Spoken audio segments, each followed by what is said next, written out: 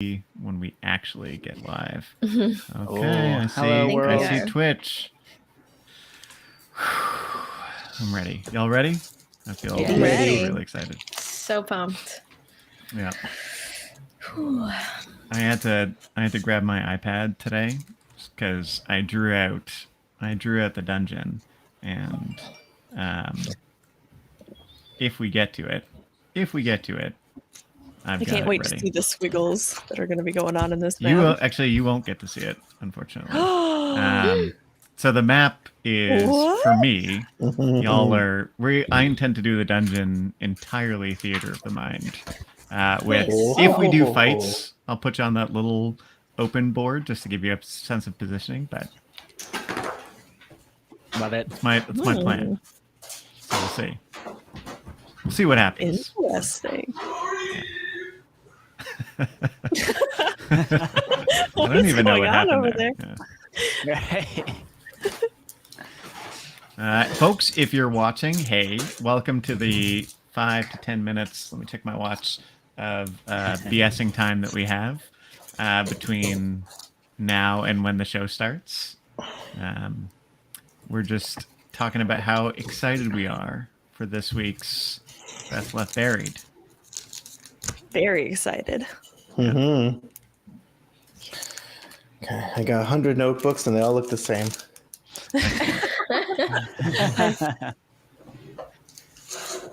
See, just having a stack of index cards, that's the way you do it. I just take notes on them randomly. Yeah. And then I can throw them. I really enjoy throwing them, too. Legal pad. I could never. My wrist would kill me. I have to have all my notes organized I use protected text. All the little tabs. Switch through them. You actually are going into the archive, buddy. I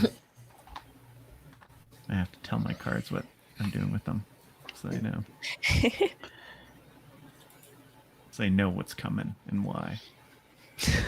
That sounds so ominous. They know what's coming. Like, oh no.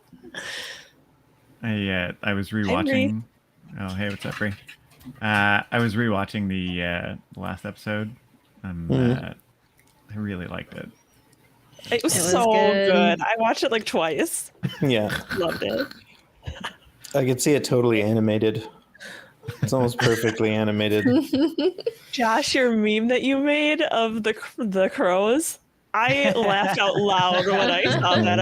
I was showing it to everybody. I was like, you don't really know why this is funny without watching it, but I promise it's funny. It was good. Mm-hmm. Yeah. That was inspired because I saw a Twitter post that was like, give me an out of context meme for your game. And I was like, oh, I got the perfect one for this. Like, that format is exactly what happened. Oh, I just realized that Garam's dead, so I don't get to do his strange little voice anymore. Oh man. It's gonna be tragic. One of the I other thought you'd guys be thanking me. I thought you'd be thanking me for not having to do that anymore. I loved that voice, but it was also really disturbing. Mm-hmm. Yes. In the best way. It was intended to be particularly disturbing for you, actually. It was very disturbing. In particular. For me. Every now and again, I like to single out individual players for special emotional torment. It makes the emotional roleplay even that much better. It's very When real. your characters are tortured a little bit. Yeah. It helps to like method act. Yeah. Definitely. I mean, we can't see Jason's cork board, but I'm sure it has everyone's phobias all like organized.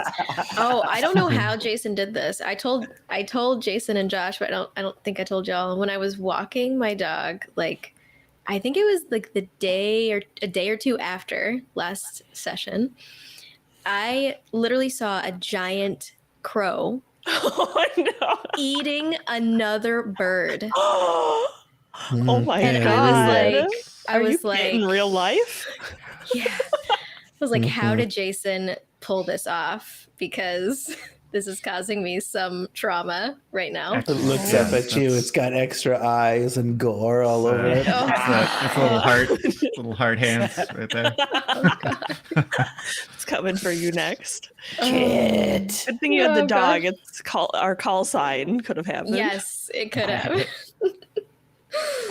Oh, scary. Yes, indeed. Very scary. God, I'm really I pumped. love it.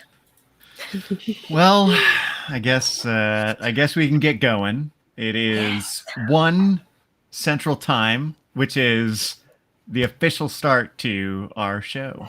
So Kablam. So with that, let's get started. Hello, folks. Welcome back to another episode of Heroes Die Show.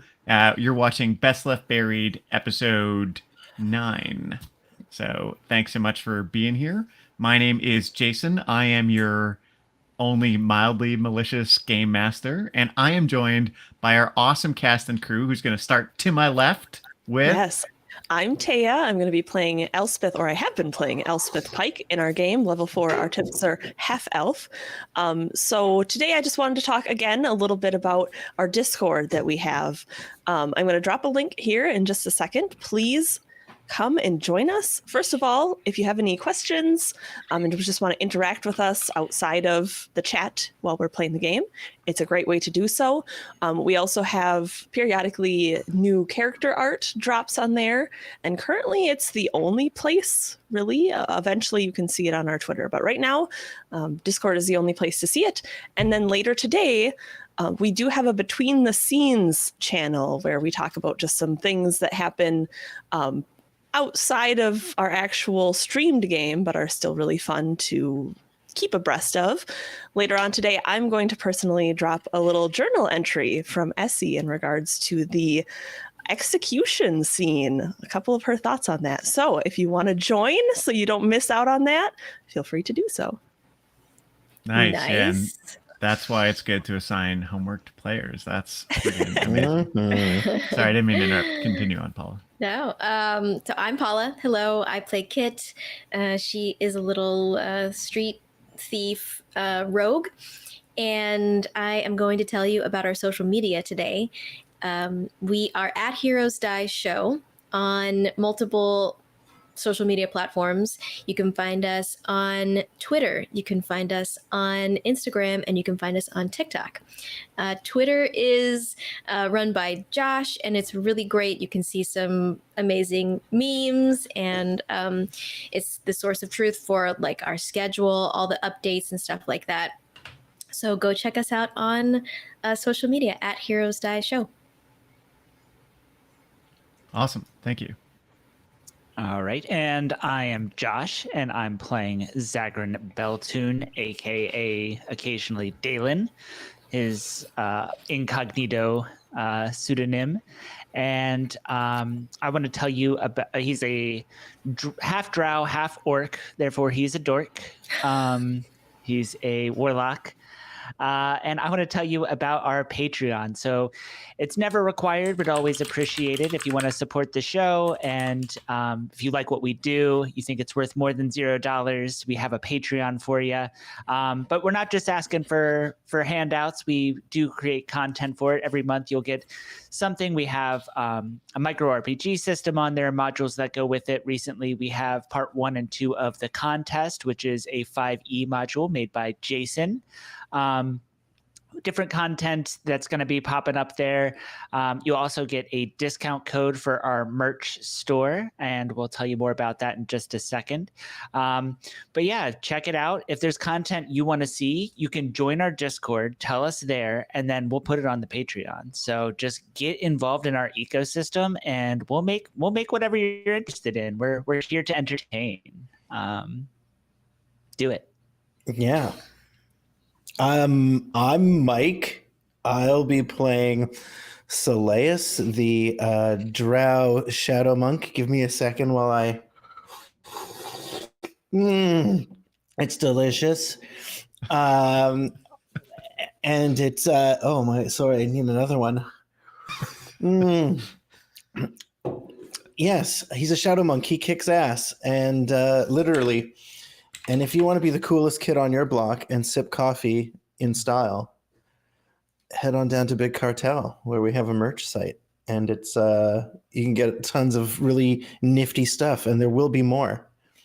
But right now, I mean, the coffee cup makes everything taste better. Okay, awesome. Awesome job, everybody. Thank you so much for that. All the links people talked about are down there somewhere underneath the little show page. So you can find it here on Twitch. If you're watching later on YouTube, same thing. They're all down in our YouTube about us details. So I want to take a quick step back to say thanks to some folks. First off, I want to say thank you to all of you making the show, right? Like I think y'all are doing a great job with your characters, and I love playing this game with you. So thank you to all of you for that. To those out there watching, thank you. We put on the show, well, for a lot of reasons, including it's really fun. But two, we're trying to like make entertaining content for folks out in the world, and you watching it really helps validate for us. So thank you. As always, if you have thoughts, put it in the chat, put it in Discord, press the little follow button. It's just a little heart. Feels really good. So, do it. And if you're on YouTube later, there's the subscribe button, all that stuff. We want to say thank you to the folks at Tabletop Audio. That's tabletopaudio.com. They make really cool ambient music like you're about to hear in 1 second as we get back to seeing what's happening with our heroes. And want to say thanks to Mike for the awesome artwork that we have and the Heroes Dive logos. And yeah, I think that's probably it for now. With that, we're going to take a short break to do a little warm-up video, and then we're going to get right into the show. I hope you're ready. Hold on to your pants, folks. We'll be right back. Ah, old friend, you're here again. So glad you could stop by. Come, sit a while and let's begin. The tale of heroes die. In distant lands are stories made with villains most despised. A tale of magic, strength, and blade, of camaraderie and lies. It's one I know quite well, you see. Perhaps you'll find out why. The legends and the histories remember. Heroes die.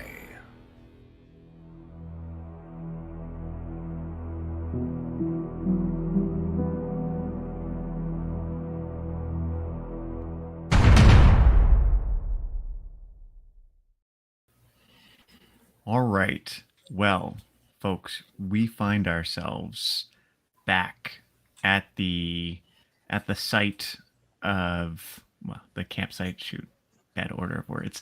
At the campsite, you paused for the night, and during your rest, you were come upon in the darkness by a group of butchers and barbers who came out and explained that they wanted something. They'd been following you, and they wanted that little street girl from Zadash. As they came upon you, their leader managed to summon a bunch of horrible otherworldly creatures, and you've been in a somewhat desperate fight. Some of the barbers have snuck into some of the caravans or tents where your traveling companions are, and it sounds like some pretty bad things are happening there. You find yourselves embroiled in a really tense fight. Right? But that's not all that happened last week, right? Last week you were traveling, because you've been on the road now for a while. You were traveling, and Kit found herself seemingly stalked by two different birds, or a lot of different birds. Fewer now, actually, but we'll talk about that in a minute. Kit found herself stalked by a couple different birds. One, like a really, ravenly looking raven, right? Like the archetype raven following her along. The other, this awful, somewhat large and mutated looking crow. It even had a couple of teeth that was a little bit off-putting. And Essie, in an attempt to help her friend, captured the raven very briefly before it turned into an actual wisp of smoke.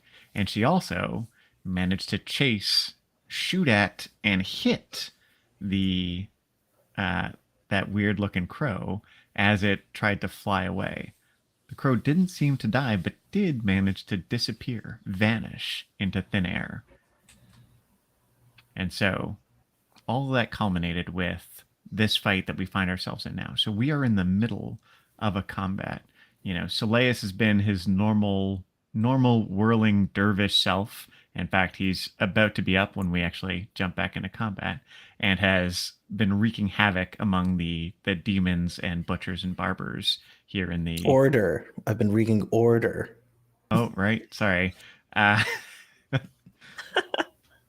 been yep.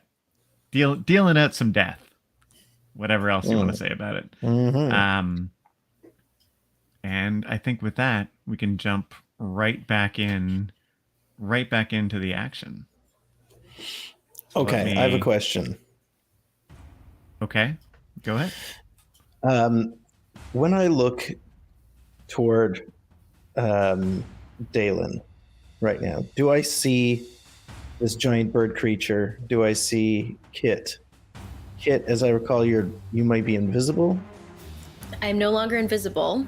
And Okay. the last I moved right up to the edge of your darkness circle, and I had Okay. stopped there. Okay, this is the info I needed. Yeah, so I'll set the scene for you a little bit more, right? So you see a couple folks have died around you. There's a tent off to your left. There's a fire ahead of you and to the right. Zagrin is down past a separate fire, further away, seemingly a good distance away from any immediate threats. You have Calamity and Essie standing back to back as a number of foes have been attacking Calamity directly, and Essie is engaged in some hand-to-hand combat as this weird, strangely moving, always muttering, monster that looks like a bit humanoid but also looks deeply deformed, is trying to bite at her with both its mouth on its face and a mouth that it has over one of its weird tentacly arms. Above Essie, about 15 or 20 feet in the air, is a large creature with wings and a bident, basically a trident, but with two little points, is hovering above and saying something in a language that none of you understand. And there are two forms just north of Calamity. One of those butchers and one of those strange, fleshy creatures that can't seem to stop wailing. Gross. Yeah, you're welcome. Okay. Thank you. Gross. All right. I am going to... You also hear, you also hear some screaming off to your left. You hear some screaming off to your left. One of the caravans is rocking pretty heavily, and there is someone who screamed and is now just crying faintly in the tent just off to your left. Okay. What I'm going to do, Jason, Soleus is going to turn. He's going to look toward the tent. He's going to look toward Zagrin. Zagrin seems to just be standing by the fire. Liam Nor is out. Yep, I have a blue sparkle about me as the armor of Agatha is still protecting me.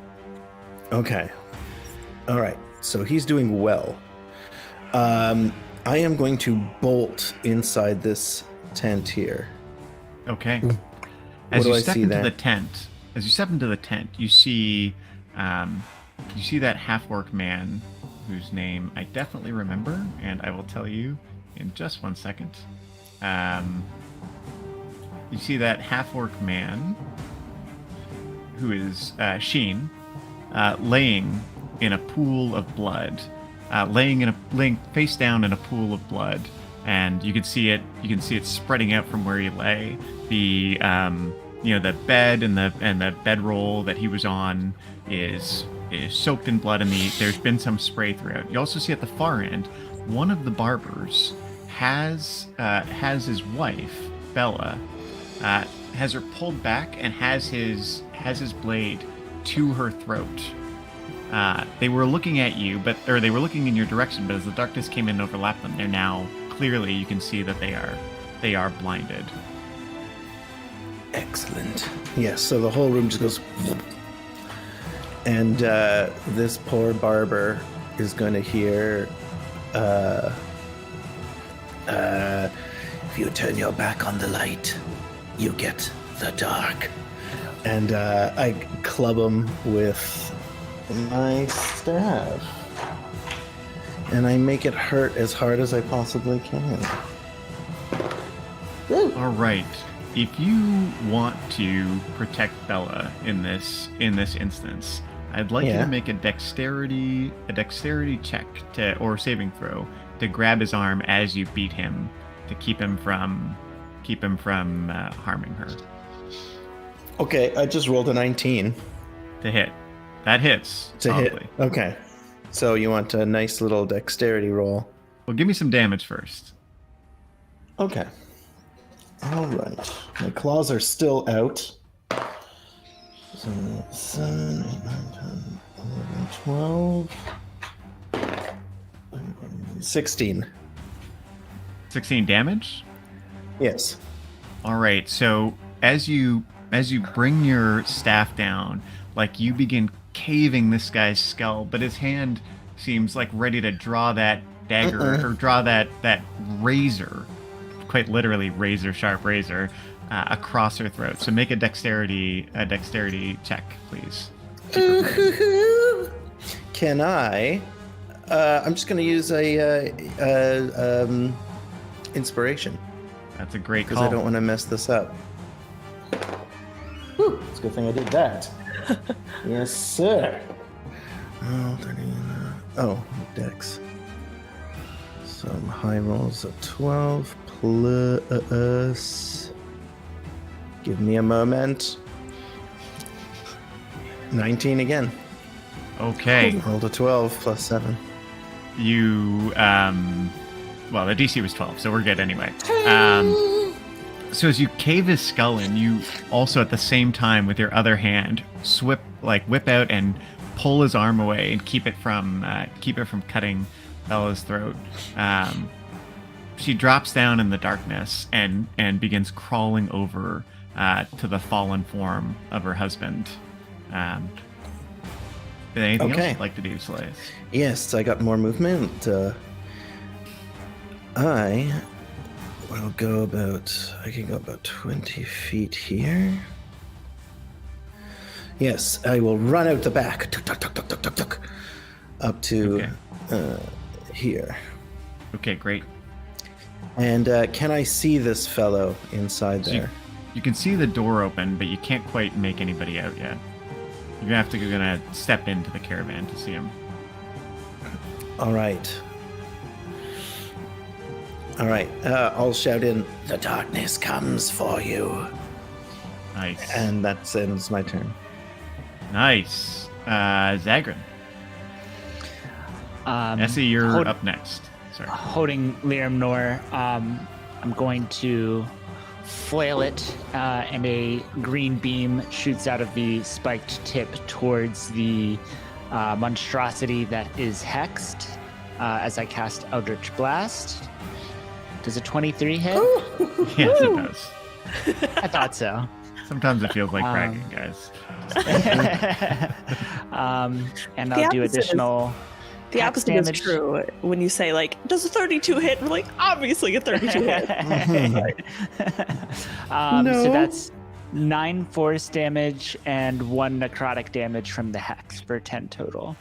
Ooh, okay. So your blast lashes out and takes this thing right in the back. You can see some of those nodules of pus and other things on its back just explode and burst out around it. The smell, Essie, is horrible as it stumbles a little bit towards you as it's hitting the back. You're welcome, everybody. Anything else for you, Zagrin? And Zagrin just moves to the other side of the fire, essentially, but staying out of range, but just getting a little bit closer to the fray. Great. And that's my Essie, turn. you're up. Kit, you will be up, but there's some enemies in between. Essie is not exactly built for hand-to-hand combat necessarily, so she is just going to, her device is going to come up with her musket, trying to get a little space in between her and this creature that's harrying her right now, and she is going to take a shot with her as a bonus action with her Eldritch Cannon, and I know it's going to be at disadvantage, but still really good. So that's a 18 to hit. Okay. And you're attacking this. You're attacking the this thing that. creature. Yeah, got it. Frankenstein's monster. So that is 9 points of force damage, and it's going to get pushed 5 feet back. Nice. And then, like, almost at the same moment as that energy comes through, she's just knowing that it's going to get pushed away from her. She just presses her advantage and is going to take a shot with her musket as well. Now that he's not in her space anymore, that's going to be a 19 to hit. You got it. For max damage, y'all. So that's going Nice. to be 17 points of piercing damage. Just going to line up, like, sight right between the eyes and just take a shot. Yeah. The thing's like as you hit it, the thing's head like blows apart in just this shower of rotten meat and gore. And you get sprayed with a little bit of it, like it's so freaking explosive. But the thing topples over. Whap it away. Whap it away. And And just, topples over dead. you're no match for me any day of the week. But then she's just her eyes are gonna go up towards the flying creature, and she's gonna say, "You're next," and that's the end of her turn.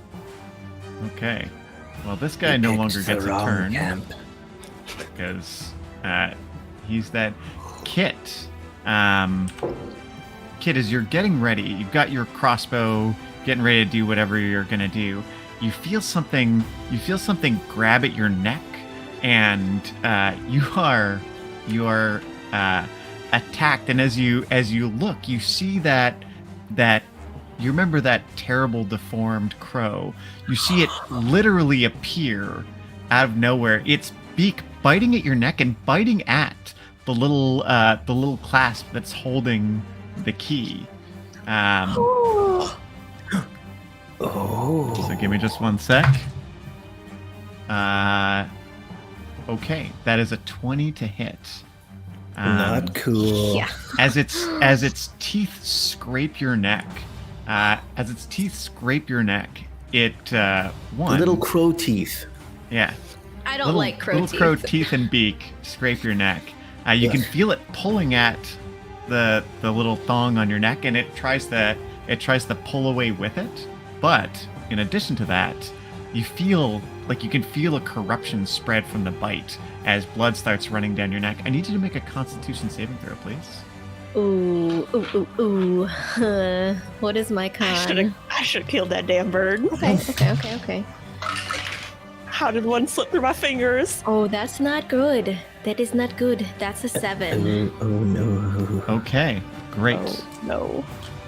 Not good depends very much on your perspective. You take 5 Oh. piercing damage as the teeth rake across your neck, and you also take another 14 poison damage as the poison begins seeping into your body. Oh no. That's bad. That's a bad crow. The thing begins trying to fly away, pulling at the string. You have a moment to try and grab the thong on which the key that you're whatever. You have a moment to grab the key and the little string that's holding it. Jesus. It's really hard. Grab the thong sounds weird. Yeah, you have a moment to grab the thong. I will grab the thong. Great. All right, well, it's good because that's your turn. It's trying to pull away with it. Yep, go ahead.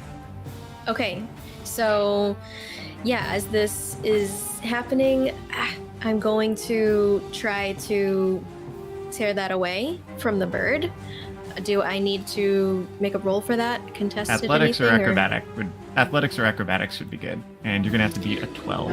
Otherwise, it's gonna get away with your. It's gonna make a serious attempt to get away with this. Oh, this is super important. I'm wondering if I should use. Can I use my inspiration on this? Absolutely, you can. Okay. Inspiration.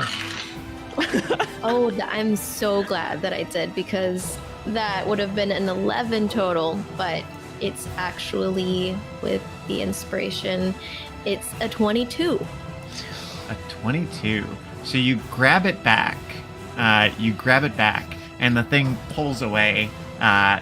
It pulls away, and it begins speaking to you. But again, speaking in a language that you're unaware. But you see this exact deformed, weird crow that's been following you. It's talking, and it has teeth. It has teeth. Okay. Yep. And it's like right there beside you, but it's up in the air. No, I didn't need that. Oh gosh. I can speak Okay. Infernal if you want. Okay, so doing that was that. Oh, sorry, Celeste, you speak Infernal? Then in No, fact, you've heard... no. Michael. Oh, Mike okay. I speaks can speak Infernal. Infernal if you Never ever mind. want to hear what it sounds like. It's not Yeah, important then. No thanks. Oh, not important. Never mind.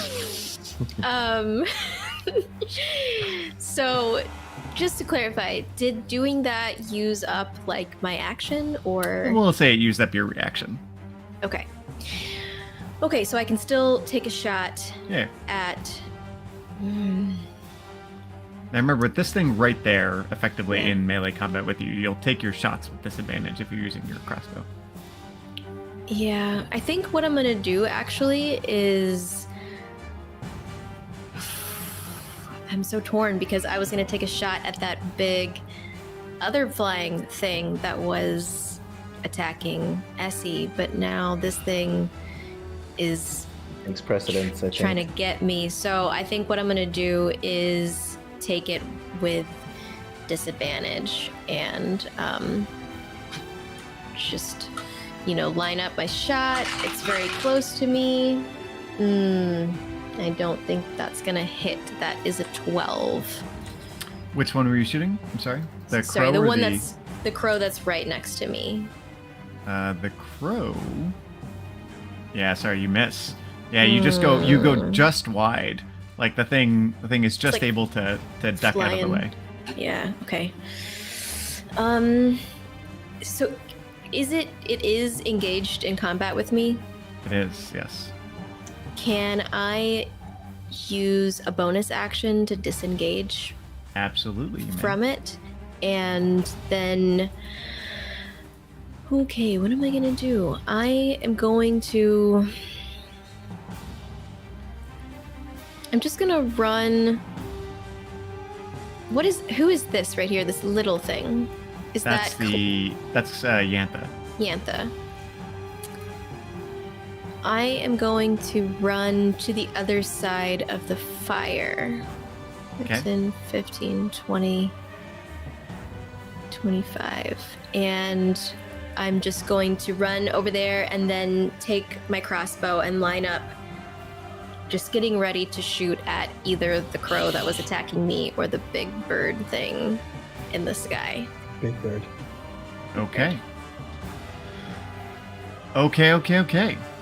The flying thing. So that flying bird, it drops down towards you. It drops down towards you, Essie, and it actually lands right on you. And as it comes down, it stabs with its fork. It stabs with its fork. Stabs with its fork, but you're able to easily, like, you see it coming, you easily parry it away with your rifle, but as you do it, it also swoops in with its large beak-like mouth and tries to bite at you. You can see its large set of overlapping fangs in its mouth coming towards you. And once again, right, like you knock away the trident, comes in, you just elbow it right in the friggin' mouth, and it's unable to get purchase on you. But it's like right over you now. I've killed enough of your kind this week, but I'll have room for another. So this isn't a bird. This is clearly like a full creature, but it's certainly weird looking. It's bird-like. It's close Bird-like. enough. It's bird-like, yeah. It's flying, although not for Archetype. long. Bird adjacent. Yeah. Calamity. Calamity. You can see her. She's hurt. She's been punched. Just turns once again and spreads out her hands wide. And then she does it. This wave of fire shoots out.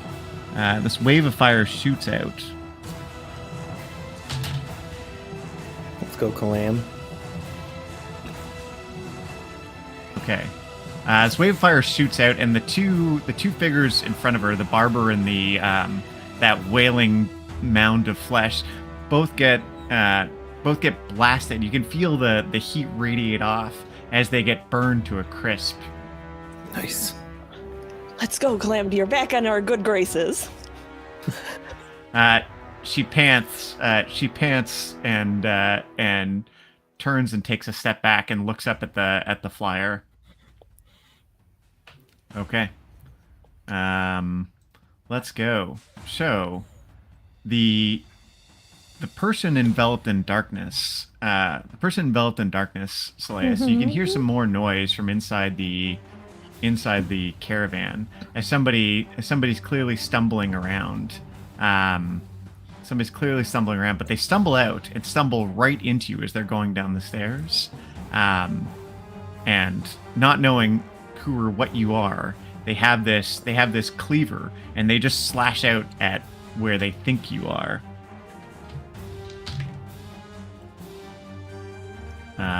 And you're able to easily, like, you see the clumsy blow coming, and you easily sidestep it.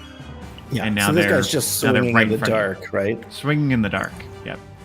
Clearly swinging at you, and there's blood. There's more blood on him. You can see a fair bit of it is fresh.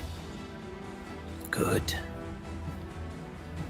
All right, that's it, and we find ourselves back at the top of the round. So, again, last round, Slayas, you went into one of the tents and were able to rescue someone, but you saw that unfortunately one of the people in your caravan, Sheen, has been killed, right, and was killed by one of these barbers. Although at the same time, you were able to rescue Bella, his wife, from that same barber.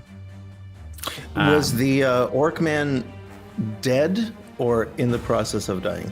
Well, unclear, but was laying in a pool of his own blood, face down, or what looked like his own blood, face down.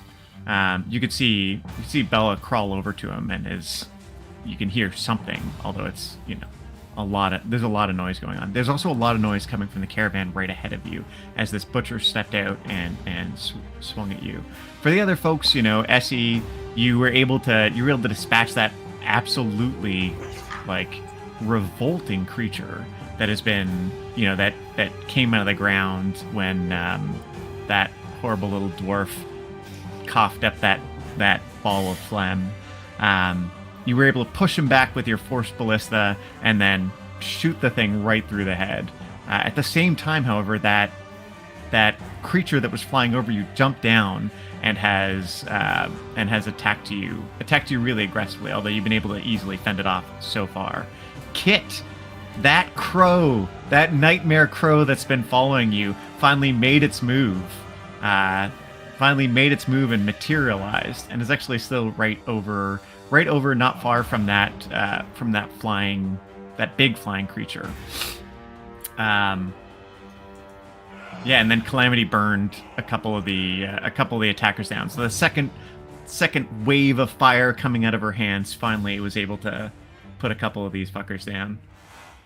And I think that's where we're at. So, Slayas, what do you want to do?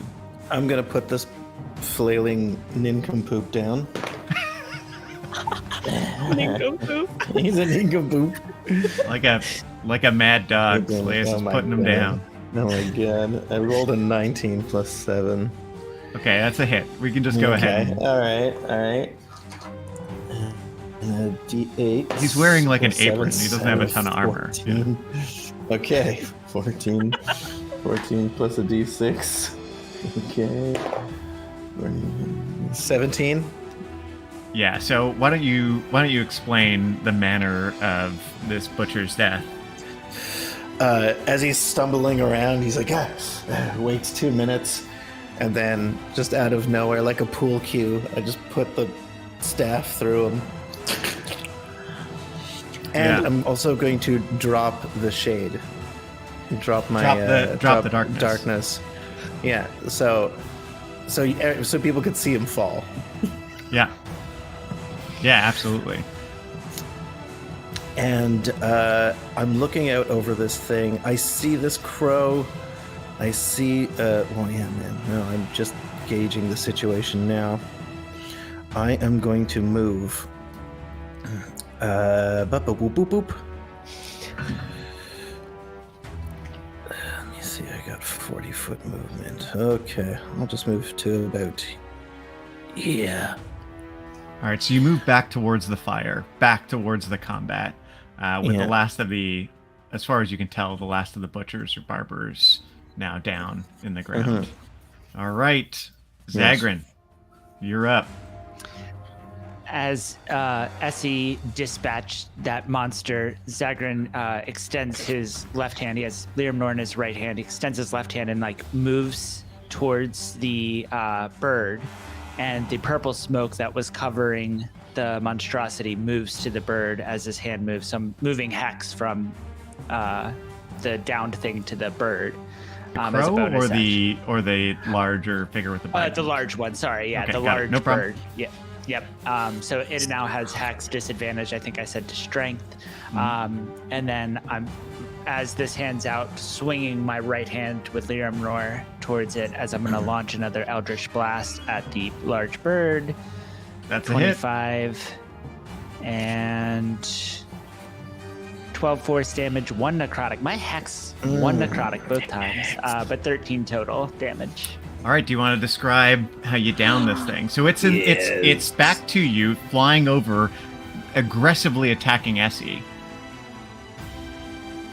Yeah, and as it's just focused entirely on trying to stab its bident, new word, into Essie, Zagrin sees the opportunity just to snipe right through the large bird's head as the bolt just cleanly cuts through and almost cauterizes the wound. So there's gore everywhere, but this shot was so clean that there's no blood or anything. As it's going through, it just cauterizes it, and the bird, just with a hole in its head, falls down.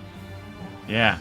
Essie, this thing falls against you, but then falls limply down beside, and you can see Zagrin standing, where, through the hole in behind. the head, you can peer through the hole in the head, and just Zagrin gives a little Exactly. wave. It's like little smoke coming off of the hole. Speaking of which, Essie Essie. will give him a little salute, but then noticing her friend in very much a lot of danger by this stupid crow, she's going to say, let's finish what we started the other day. And I'm just going to, I'm going to do my thing that I do every time. That's a natural 18 plus 6 on my force ballista. That's a hit. Nice. 7 points of force damage, and it gets pushed away, and she's immediately gonna take a shot with her musket, which is not as good. 16 to hit. That's a hit. Nice. Yeah, where's my lucky D12? Where did it go? Can't do any other. There it is. 10 points of piercing damage. Yes. Okay. Yeah. So the bird gets pushed back. It gets pushed back reeling, and as it's spinning in the air trying to recover, your bullet goes right through it, right? And there is a burst of blood and feathers, and then an entirely, as the figure falls to the ground a few feet further back, you can see it almost changing in flight as it goes from a crow to this tiny little form of a creature that has arms and legs and a scorpion tail. This tiny little creature that now And she's just gonna lays say- dead. Oh. All right. She's just going to, not knowing if there's anything else, she's just going to start running. She's going to run up to Kit and like just be protecting her and watching for anything else that comes. You all right, Great. Kit? Great. Well, actually, with that, we can drop out of combat as you have successfully slain all of your foes.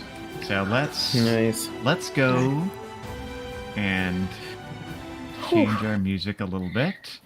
So he does that Intense. thing where he whips the his quarter staff so blood comes off it. Oh, Badass. So cool. Nice. Now, Yeah. as combat calms, down a little bit, you can hear commotion in the camp as folks have been woken up, and you can hear from Bella and Sheen's tent some loud wailing, and you hear from Brave Light's caravan. More noise as a number of folks are beginning to reckon with the scene. So we're gonna take us out of that kind of second by second combat time to go and resolve the situation in camp. It's around 2 a.m, right? So it's pretty late. But you've been attacked, and there is quite the aftermath to deal with. I'm going to like shove my musket down so that it just is on the strap, and I'm going to turn to Kit and just almost like peel her shirt back to see the damage. She's going to be all right. Are you all right? What'd that do to you? I don't know. It hurts. It's like poison or something. All right. What was that thing? It was trying to take my necklace. Your necklace? The key that I wear. I'm just gonna like lay a hand on her shoulder then, and I'm gonna cast Cure Wounds. So just like almost so I grab something out of my bag and then I slap it on and I said it's gonna hurt for a second, and then like you feel those claws almost dig into you, and you get 7 points of healing back. Oh, thank you. I'll help patch it up a little bit. You all right? Like all around? I don't know. I think I heard it. I think I heard people being attacked. Yeah. Can we help? You take a moment, all right? I'll go see what's going on. Patch yourself up. I'm coming with you. All right. I guess you guys would go right past Soleus as he's walking toward Zagrin. He's gonna look over at Kit and go like, "Are you all right?" I'm okay. Thank you. We lost 2. And I keep walking. Boop, boop, boop, boop, boop, Can they right be to- saved? I'll start trotting over. Is there any injured? Not that I know of. Brave Light comes out of the caravan. Brave Light comes out of the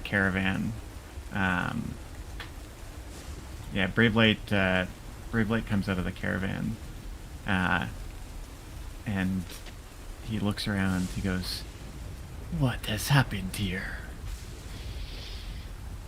Why these villains, and why have they attacked us?" I don't know. They just came out of the darkness, right, Kit? We don't know why. I don't know them. I swear, I don't know.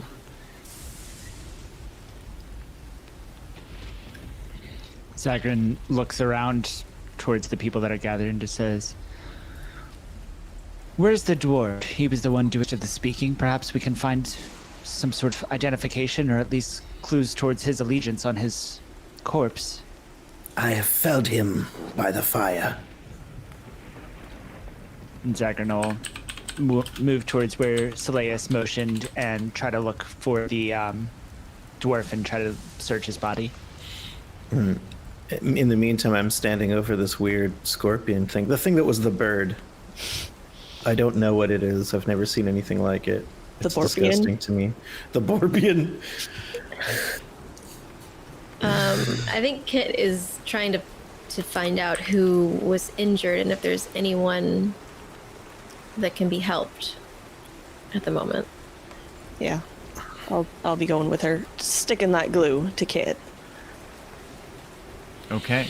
Yeah, so you find... So we're going to kind of do this separately. So Kit and Essie, you find that one of the younger, or like the late teenager tabaxi in Brave Light's caravan has been killed, right? Has been killed and was killed by one of these butchers. You also find that, as I mentioned earlier, Sheen, the half-orc man who was married to Bella, is dead. In fact, as you go into the tent, she's there crying. So Bella's there crying. She's covered in blood and just cradling Sheen's head. I'll just reach down and like feel for a pulse for a moment. So where you'd go check. to feel for a pulse, right? Like his neck is cut open side to side, right? It has. All right. Yeah, Are it's there pretty any evident. healers? Anyone that can heal? Someone can do something. It's too late. No. Yeah. I'm sorry. Bella looks at you. Bella looks up at you as you come in and she goes, "Why did they do this? What happened? Oh God, Sheen!" And she goes back to crying. I don't know. They were just looking for some folks to attack. I think they're deranged. I'm so sorry for your loss. I'll just like try to comfort her a little bit. Yeah, absolutely, absolutely. And in fact, the camp's going to need a lot of some help, like getting reorganized and dealing with the dead after this. Now, swapping over to Zagrin, you are going to go look at the dwarf. So as you see that dwarf now laying dead, his skull very much caved in by Saleus. He's got this huge cleaver on him. Actually, let me look at him really quick. Yeah, so the dwarf, right? So he's wearing some leather armor underneath his leather apron. He's got that huge cleaver on him. You begin searching through his pockets, and one thing you notice actually is that he's got two vials of this small, two small vials of this black substance. And actually, when you show it to Essie, it'll be real familiar, as Essie, it's that same vial of ichor that you saw previously. He also has a small potion of healing on him, and a little scrap of paper tucked into one of the pockets of his apron. Yeah, I definitely try to look at the paper and see if it has any markings writing anything. Yeah, so the paper does have some markings on it. It says, "She's with the High Slopes Caravan. She's with the High Slopes Caravan. A moon can guide you to her. Meet me in the square at Yrrosa when it's finished." And it's signed, the Warlock. Zagrin pockets that quickly. Like as he's gathering the stuff, hunched over reading it, and just tucks it into his shirt to try to keep it hidden. As you're doing this, the rain starts again. So the weather, while it had gone from rain to drizzle to calm, is now started raining again. And in fact, it's raining harder than it was before. But we're going to pause on you and just pop over to Saleus real quick. Saleus, you go over to this down form. Yeah. And what you see is this, it's a tiny little creature. It it's a tiny little creature. It's got like this weird little scorpion tail, wings. It's got a big hole through its body where a bullet, Essie's bullet, ripped through it. But go ahead and give me a religion check to see if you get a sense of what this thing is. How good am I at You have a +2. religions? Oh, good. I read y'all's 14, characters. 15. Yeah. This is a little devil. This is an imp. They're little messengers and servants in the hells. I hate him, Gross. but he's also kind of cute at the same time. Yeah. Kind of want one. There is something going on in the hills. I'm just saying. I mean, Zagrin and I are familiar with fighting things from the hells, right? Yeah, so you tend to interact a lot with demons, right? And the Children of Malice tend to have a lot of connection with demons. But in general, there tends to be a divide between, like, they're all really friggin' awful, don't get me wrong, right? But there's a bit of a divide between demons and devils, right? And they come from different horrible realms, but they're very distinct. So this is not the sort of thing that the Children of Malice use, right? But is instead an entirely separate sort of evil creature. Can I One that search you it? have much less experience with. You can, yeah, absolutely. But it's got no pockets or anything. It's got like a you know, loincloth and a...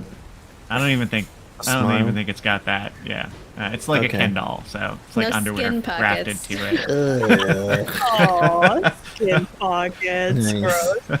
Gross. A scorpion tail. It's disgusting. I walk over to Zagrin. I'll tell him what I found. Yeah, and again, it started raining now pretty heavily. Yeah. I'll sort of mutter under my breath, hoping that the sound of the rain helps mask what you say. I may have found a lead myself, but perhaps we should wait until we've gathered those we can trust. Agreed. I'm gonna like comfort Bella a little bit more, and then I'm gonna grab Kit's bicep. I'm gonna say, Kit, I think that we need to go check on some others. And she'll just kind of look at her real intently. Okay. That's cool. And I'm gonna like draw her out of the tent, and in the pouring rain, very quietly, I'm gonna say, we keep this between us, that they were looking for you. All right? It was my fault. It's not your fault. You have nothing to do with this. We have nothing to do with this. All right? They're dead because of me. No. Kit. And I'll like grab her other bicep and just like pull her in and look at her very intently. And I'm going to say, this is a serious thing, and I understand your feelings, but you had nothing to do with this. This is not your fault. All right? So Calamity is coming over to you as you two are talking intently. We'll deal with this. We'll talk about this later. All right? It's not your fault. And I'll turn to Calamity and say, Calamity, are you all right? You took a beating out over there. Oh, I'm small, but I'm tough. I'm better than those assholes. And she nods at the now just burnt up and no longer smoldering corpses that the rain is dropping down. I'll give her an appreciative pat on the back. You handled yourself exceptionally out there. She goes, "Yeah, thanks. I'm glad I could help." Kit, you doing okay? I think so. I didn't mean to pry, but I heard a little bit of what y'all were saying. It's not your fault. You didn't make them do this. And these folks, there's no way. That guy was fucking nuts. Did you hear him? He's gonna kill everybody.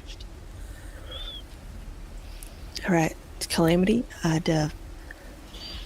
just kind of glance around a little bit and I'll say, we'd appreciate it if we kept this close to the chest. Yeah, no problem. Let me go see about to see what they want to do with the bodies. Thank you. I appreciate the help. Yep. And she wanders off to go talk to Bravelight. As Zagrin sees Calamity leaving Essie and Kit, he'll start approaching them and kind of like gesture, like, come close. Only if you're up to it. You all right? Hey, I'm here. I'm here for you. All right. I'll approach. Zagrin and Seleus. And sitting, still standing in the pouring rain, he reaches in his shirt and hands Essie the note and the 2 vials and the healing potion. Why not? He'll just, the contents, he kind of like pulls them out and shows them to her. Does this mean anything to you? I'll like and specifically with the do note. that thing where I like hold the note so that me and Kit can both read it and try to like keep it some semi-protected from the rain with an arm. And so to God, be clear, the place it said to meet, I got this wrong, was the Minstrel and Tankard in Yrrosa. It's like a bar. And what did it say? The moon will guide you? Yeah. No, it said Amun. Amun, like a name. Okay. It is Amuun. Oh, okay. Probably the name of that bird. Does that sound familiar to me at all? Okay, didn't think so. I'll read it, and like her eyes widen as she digests this, and then she's just gonna look at Kit. I don't know what this is about. It's the same vial as those other folks. She'll look at the vial of the blood. Exactly the same. Yeah, this is more vials of ichor. And looking around, well, it's hard to tell now because of the rain. So never mind. Yeah. Do y'all want to search the others, or can I assume that y'all search the others? I think Yeah. eventually we'd You'll get find around. two more vials of ichor and another healing potion. I hand the current healing potion. I'm just gonna like reach down. I know what shot can look like, so I'm just gonna reach down to Kit's hand, and then I'm gonna like put the healing potion in her hand, and like clasp it between, like her hand and the potion between my 2 hands. We're gonna get through this. We're gonna figure this out. It's gonna be all right. Okay, Then I'll let go. thank you. All right. Of course. I'll indicate to Zagrin, like, if he wants the note back, or like, do you want this back, or is it all right if we keep it? The less I have to do with this mess, the better. As I said, our purpose for traveling was safety, and certainly it doesn't seem like this might be the safest place for us at this point. You can hold on to that paraphernalia and contraband. Kind of seems a little frustrated. She'll like give him almost the stink eye, and she'll say, I think you got enough troubles on your own. And she'll put the note in her bag. He gives a nod. And then she'll like step up right as close as she can and tilt her head up, and she'll say, I lied for you. I'm asking a return in that favor. Zagrin looks back towards the bird that he sniped, and looks back to Essie and says, You've had my back, we'll have yours, but safety must be our priority. As long as you don't rat us out, that's all I can ask. Of course not, of course. All right. She'll step back away. And then realize that a hand had been on lights out on her holster during that conversation, like instinctively, and then just kind of like drop her arm and shake a hand out. And Yeah. as she lets go of the gun, Zagrin realizes he's been holding Liramnor and just releases it, and it vanishes, so he's unarmed again. And Seleus takes a step back. That was a real tense moment there. All right. her like shoulders will relax a little bit. As far as anyone in this caravan is concerned, and she's gonna drop her voice down real low, these folks have nothing to do with any of us. They're passing by, attack the caravan. Crazed bandits hoping to get easy loot. Makes sense to me. They're trying to get people coming into the city before, after they've been drained of resources from the road. It Exactly. seems pretty clear to me. How do we explain that? I look over to the devil on the ground. Deranged people do crazy things, especially with their association. Crazy cultists, always trying to get ahead and doing whatever they need to, and consequences be damned as long as they get their loot. Yeah, of course, exactly. Noted. I'll put that the vials of ichor in my bag of holding as well. Got it. All right. So eventually things settle. The caravan in the morning, they deal with the consequences of last night. They bury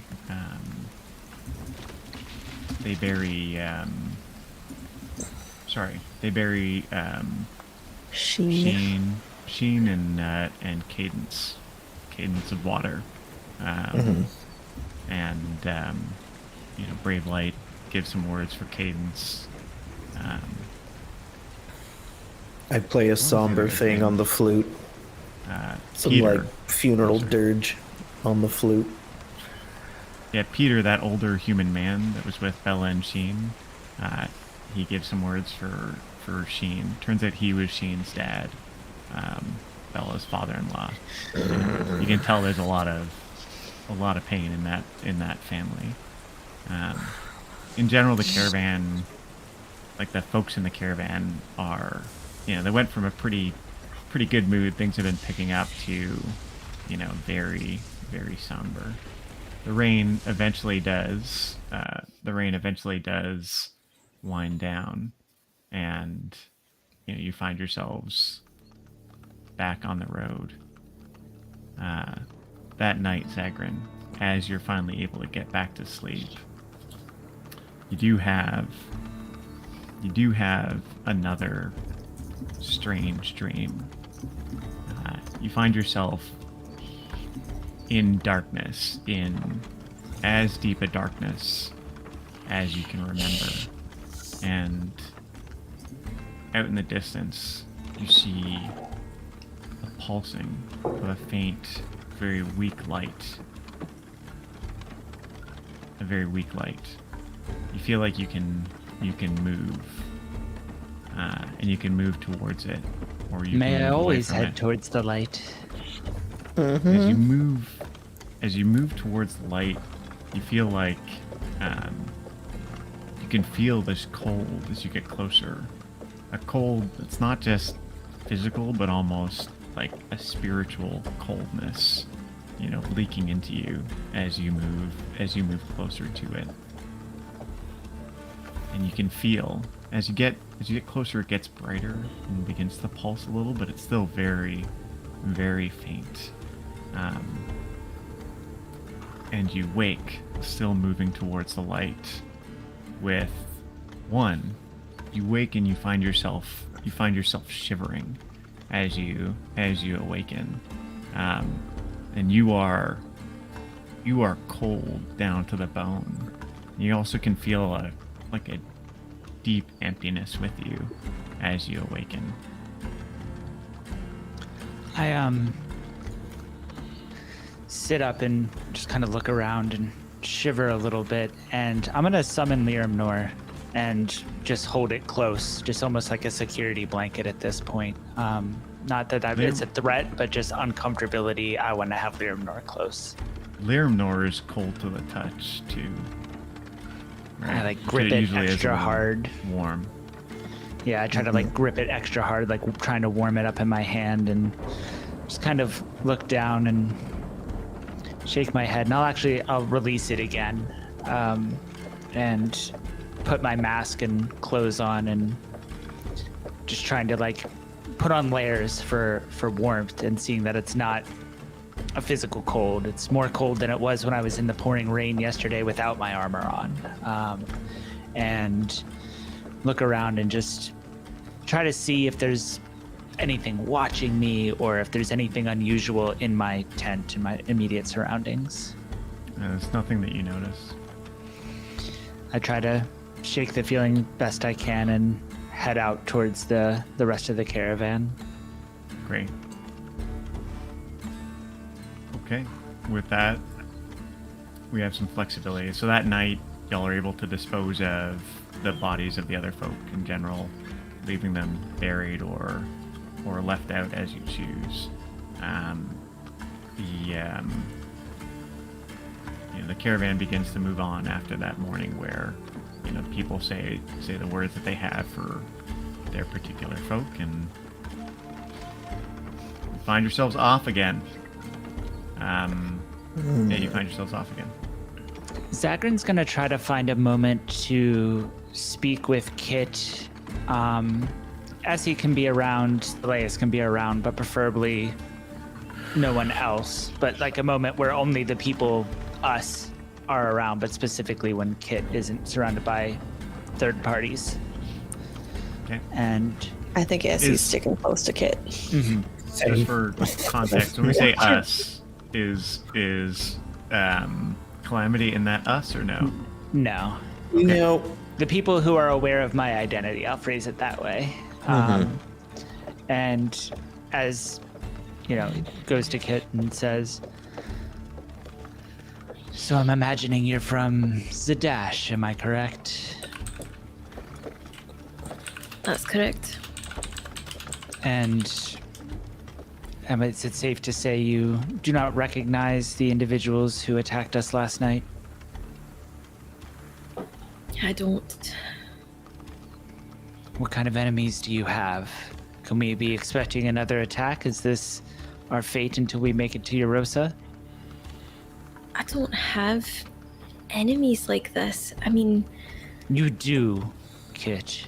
Clearly you do have enemies like this. All right, let's just... This is as new to us as it is to you. No one. I'm like... I don't even know anyone important in Zadash. The enemies I have are like other street thieves.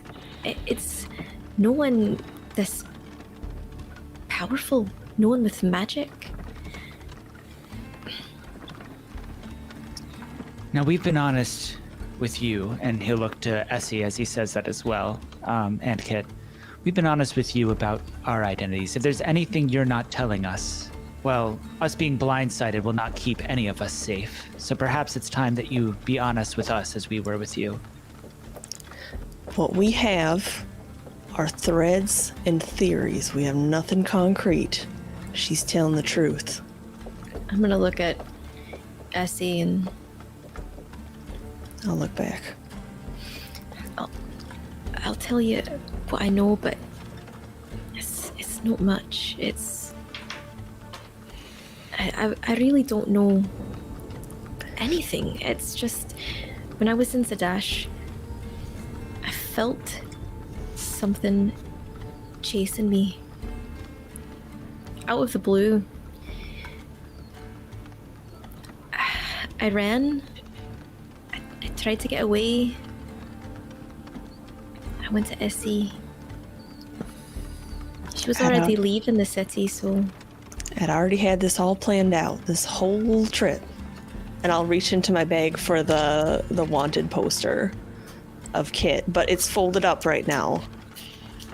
So nothing, you can't see anything on it, and I'll look at Kit for like permission. On the road, we got ambushed by 3 folks, and this was in their possession, as well as vials of ichor, the same ones these folks had. It's distilled demon blood.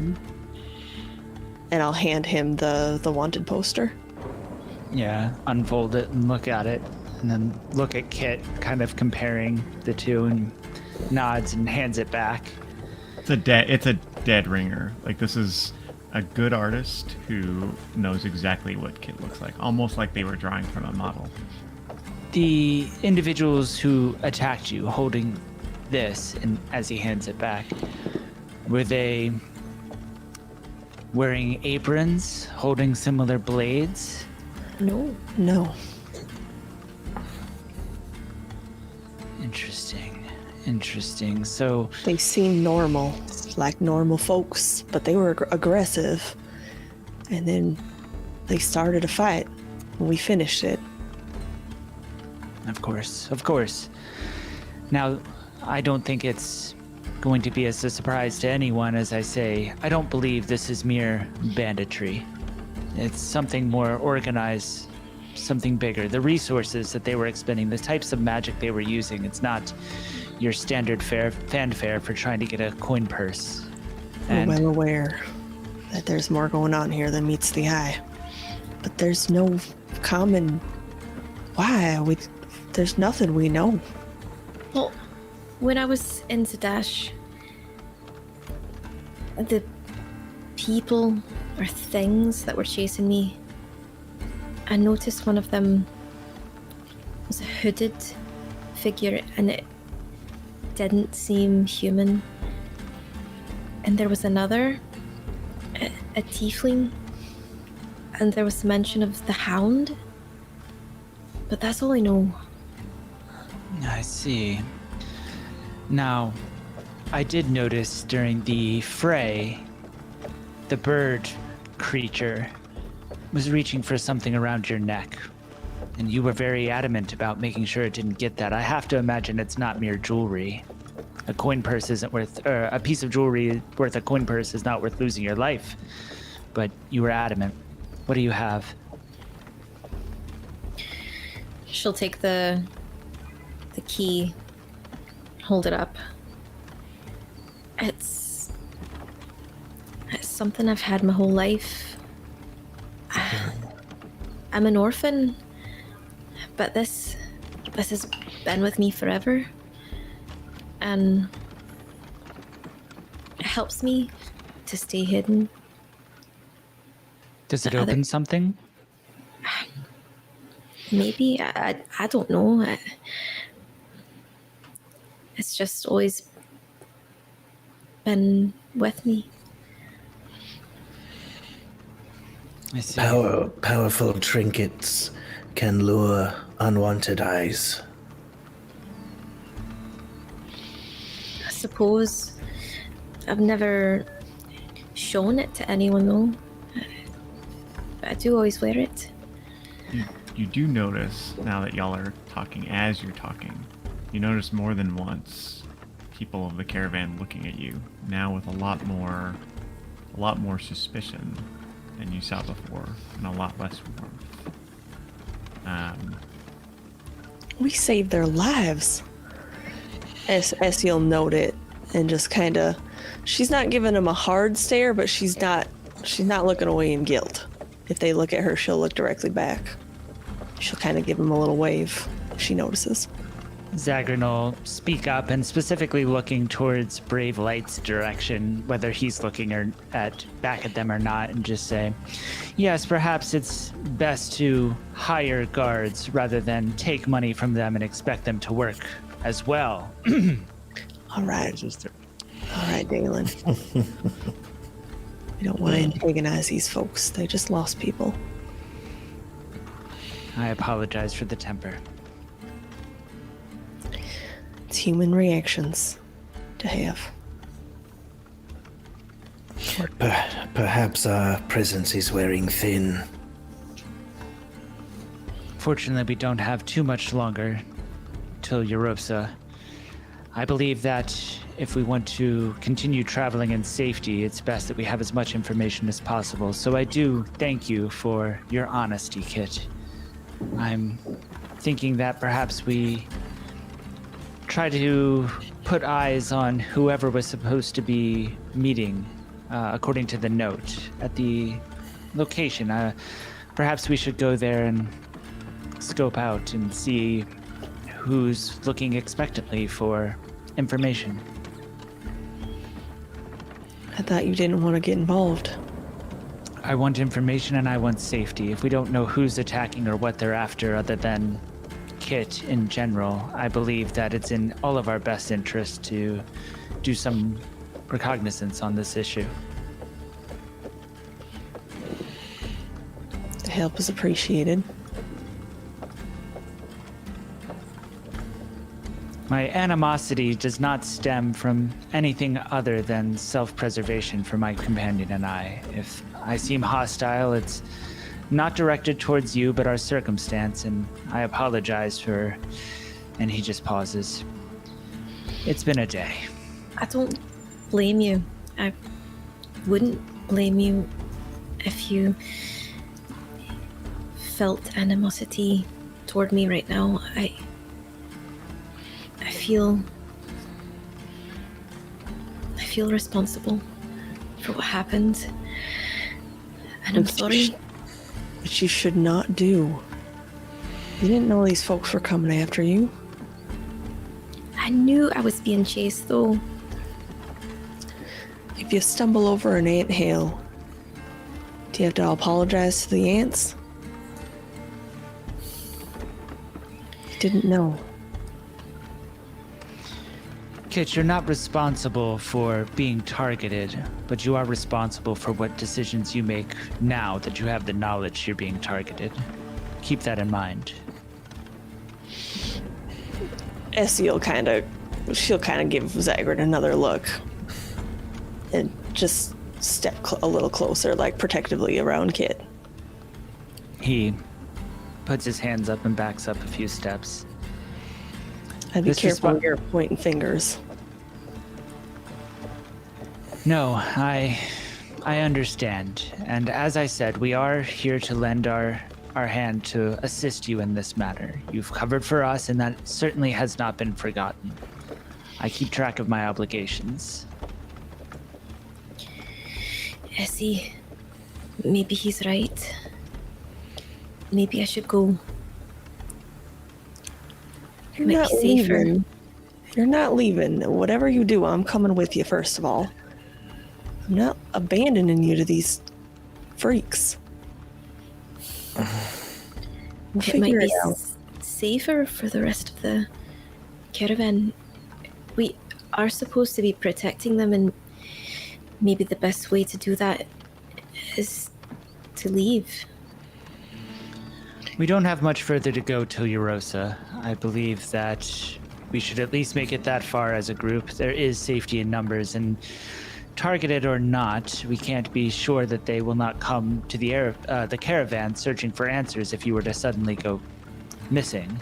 Not to mention that crossbow of yours manages to shut them up when they get too loud, and that's not lost on me either, Kit.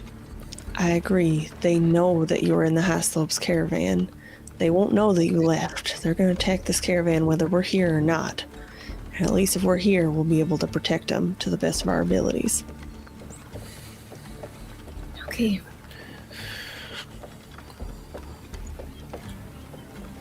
All right. And with that, the rest of the day passes uneventfully. You do note that the caravan does seem to be making particularly good time, and you find yourself, now well into the suburbs of Yrrosa. You see little towns and farms as you get closer. You see more people on the road, as you'd seen a little bit of an increase anyway. But you see a fair bit more people on the road, and that day and the next two pass uneventfully, and you find that travel's been really good. On the third day, Has towards- Zagreed warmed up at all, or is the cold persisting? It does eventually warm up as you get moving, but you just woke up with this bitter cold on you, right? More than would be explained by the weather. With 3 more days of traveling, around midday on the third day, you find yourselves coming into Yrrosa. So you see the city itself is on a bit of an incline as you go. You see a mixture of buildings, like there's some newer buildings, there's lots of tents, like a lot of tents as you're getting closer. Like a lot of folks live in temporary dwellings. You see some solid wood buildings, a mixture of architecture, like all sorts of different houses and styles, and then looks like the city itself, and actually I see you know this, the city itself is built on the ruins of an older city, right?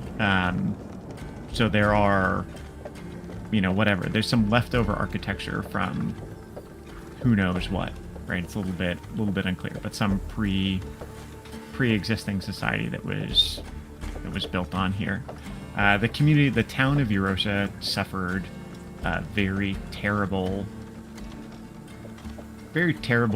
event around 15 years ago when the Myriad got purged from the town. Like, it was violent and aggressive, and it drove a lot of people that had lived there out. Well, the town has been on a bit of a rebound lately. And as you've been coming in, it almost has you see very little in the way of Crownsguard or other signs of law enforcement. You see a lot of people, like, living in these tents, coming out, wearing the, what's that, like, big underwear sort of thing?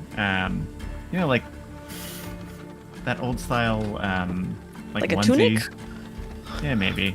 Like, Oh, kind of like like a big, union suit or something? Or? I don't know what the term union suit is, but it's like the under. Like It's like, cowboy long johns with the bone Yeah. flap. yes, It's a that's union exactly what suit. I'm thinking of. Yes. Yeah. You see folks wearing the union suits. Thank you so much, because it is. I was thinking the long johns with the butt flap, but it goes over your arms too, like a onesie. I almost bought one of those. I get the appeal, right? Mhm. I don't know why. Anyway, I'm not going to Cozy. go into that. Super cozy. I'm not going to go into that. But you find yourselves coming into a more popular area, and there's a fair bit of folks.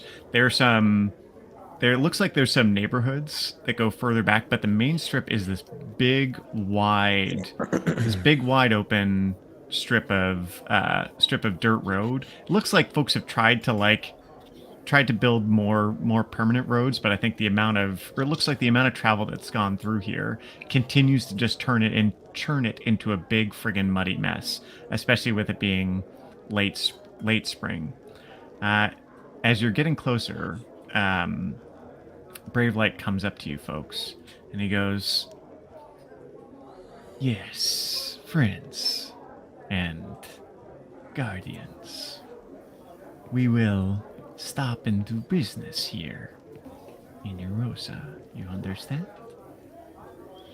Of course. My people, they will need 3 to 5 days as we wait. Then I will hire more guards, Lord Zagrean, or Lord Dalen. I will hire more guards, and we will make the rest of the way to Ice Haven. Yes? Thank you, Mr. Light. The roads get less safe as we go.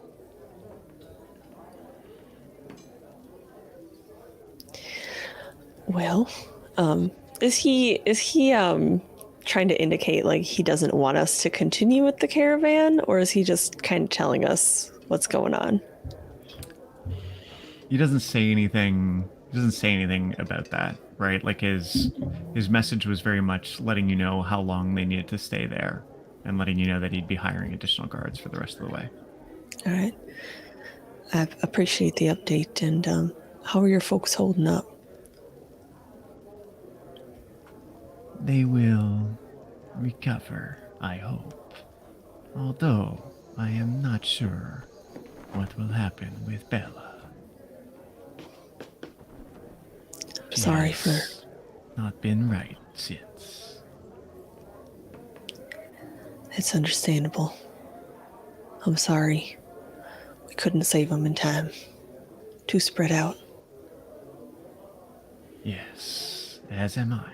But we live with life as it is, not as we want it to be.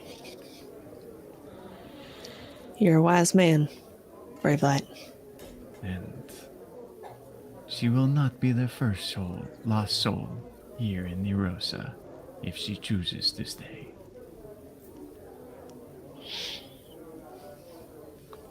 I warn Understand. you all, be careful in the city. Yes? We'll be careful. We won't cause any trouble. We will camp on the outskirts. You can find us here when you are ready to go. No more than course. 5 days. We'll be checking in. Excellent. And they pull up and get settled at a camping spot on the near the entrance to town. Have I seen the bar that was mentioned, or the inn, the minstrel something? Yeah. It doesn't sound familiar to you. But we haven't seen it in. You haven't They gone go into to- you haven't really gone past the tents yet. Like, so this is still the kind of temporary Tent City. buildings on the edge. Gotcha. Okay. Do we want to head on into town? Absolutely. We have some things to sell. Okay. Okay, yeah. So you head into the city proper. Yeah, you head into the city proper. So it's busy, right? So as you get in there, like it is bustling, right? Like it's clearly a very busy place. There's lots of folks. There's a shockingly large number of people, considering it's about noon, right? There's a shockingly large number of aggressively drunk folks in the streets. Oh. All right. Yeah, and people like in various phases of undress, and it's clearly a place. You can see as you begin to come in, there are a lot of 2-story buildings overlooking the town. So think kind of traditional Western town, especially along the main road. You've got big wood-fronted buildings, some now built on top of these older ruins, right? You've got a balcony layer. There are entertainers, right, trying to attract custom from the upper levels, hollering at people down in the streets. There are again a fair number of drunken and disorderly folks. There are people going about their business. You can see like a good number of, as you're starting to look around, a good number of actually fairly tough-looking mercenaries and men, right? Like that seem to be positioned around buildings on either side of this main street. It looks heavily armed, actually. And yeah, I think that's the big thing. It stinks. Like, it smells solidly of human and other excrement, right? Like it's not like the cleanest place. As you're walking, you see 2 folks in the mud, like absolutely fighting each other, like hand on each other, like punching, hand on each other, punching. Somebody's Slayus like is observing their technique.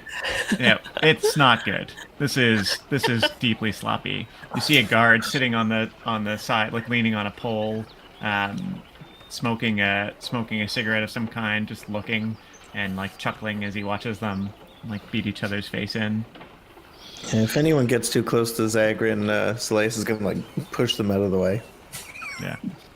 Get Yeah, out lots of of room. here. So you have lots of room if you're walking the street, but it is difficult terrain basically the whole way, and your horses have to chomp through the street. Yeah. There are on the main strip. You don't see a lot in terms of so you see different buildings like apothecaries, supply stores, a lot of mining supply stores, general stores, whatever. As you get a little bit further in, you see 2 really big and elaborate-looking buildings, one on either side of the street. One of them has a big sign, the Manoir above it. The one on the other side has, I forgot already. It has, The manoir. Falton's House of Luxury and Leisure on the other. My. You see a lot of folks going in and out of both of these buildings, but they are facing each other from across the way. At each one, you see some very tough looking guards out front, and they're looking at the customers, and they're always keeping an eye at the place across the street. Can we get a sense of what the manoir deals in? Yeah, actually, you get a pretty quick sense from both just getting nearby. Like, you can hear the sounds of drinking and gambling, and there are entertainers once again offering custom from the balcony up above. The balconies up above. Right. On both sides. As they're riding through, Essie is just gonna like pull Happy Endin out of. She's got a holster that connects to her saddle. She's just gonna pull Happy Endin out and have it balanced over the pommel of her saddle as they're riding through. Like, she wants to also have this sort of tough, don't mess with me vibe going on as they walk through. Yeah, this looks like a good place to not look like you're someone to trifle with. And then there is beyond this guard... main strip. I'm sorry. Let me just go through ahead. here. So outside of this main strip, there is some neighborhoods that look like they're going back in different areas, and the roads do look like, especially where there's not quite so much traffic, they do look like they're in slightly better shape. As you go a little bit to the north, or as you look a little bit to the north, there's a whole very residential neighborhood that you can see on a higher elevation looking down at this main strip.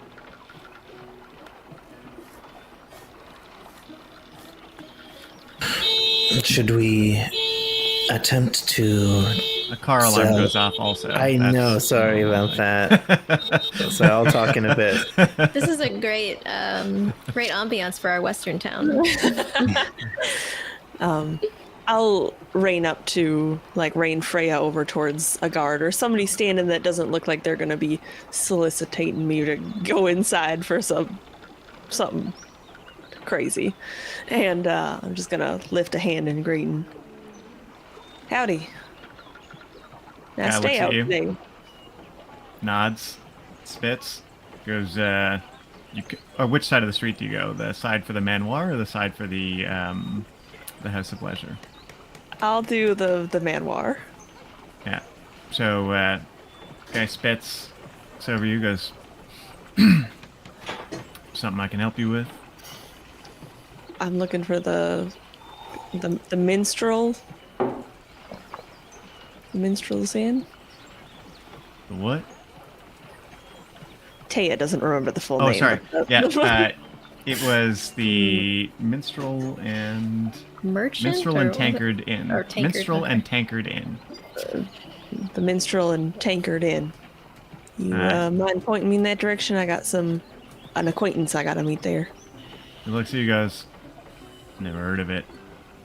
Come, you looking for a place to stay? Stay at the manoir.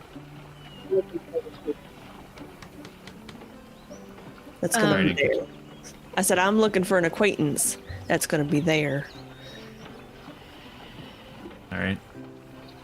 Can't help you. Go. You're looking for information. Folks in the manoir, they know everything that's worth knowing about this town.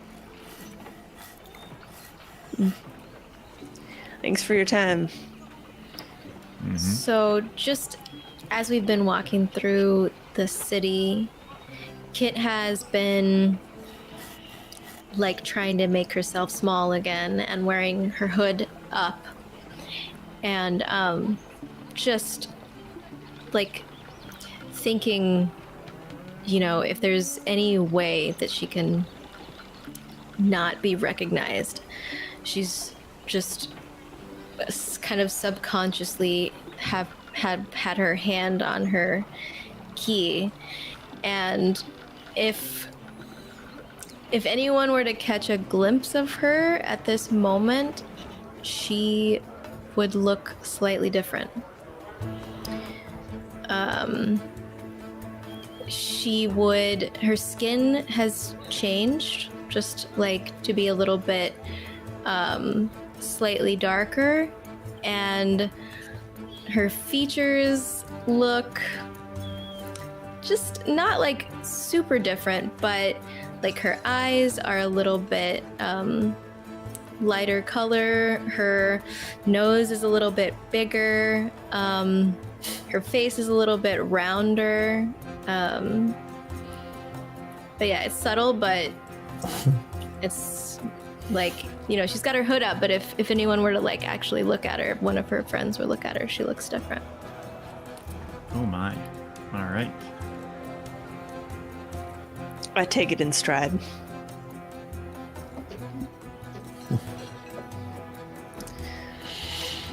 I'm gonna look for someplace that's not a gambling house, like a supply store or something.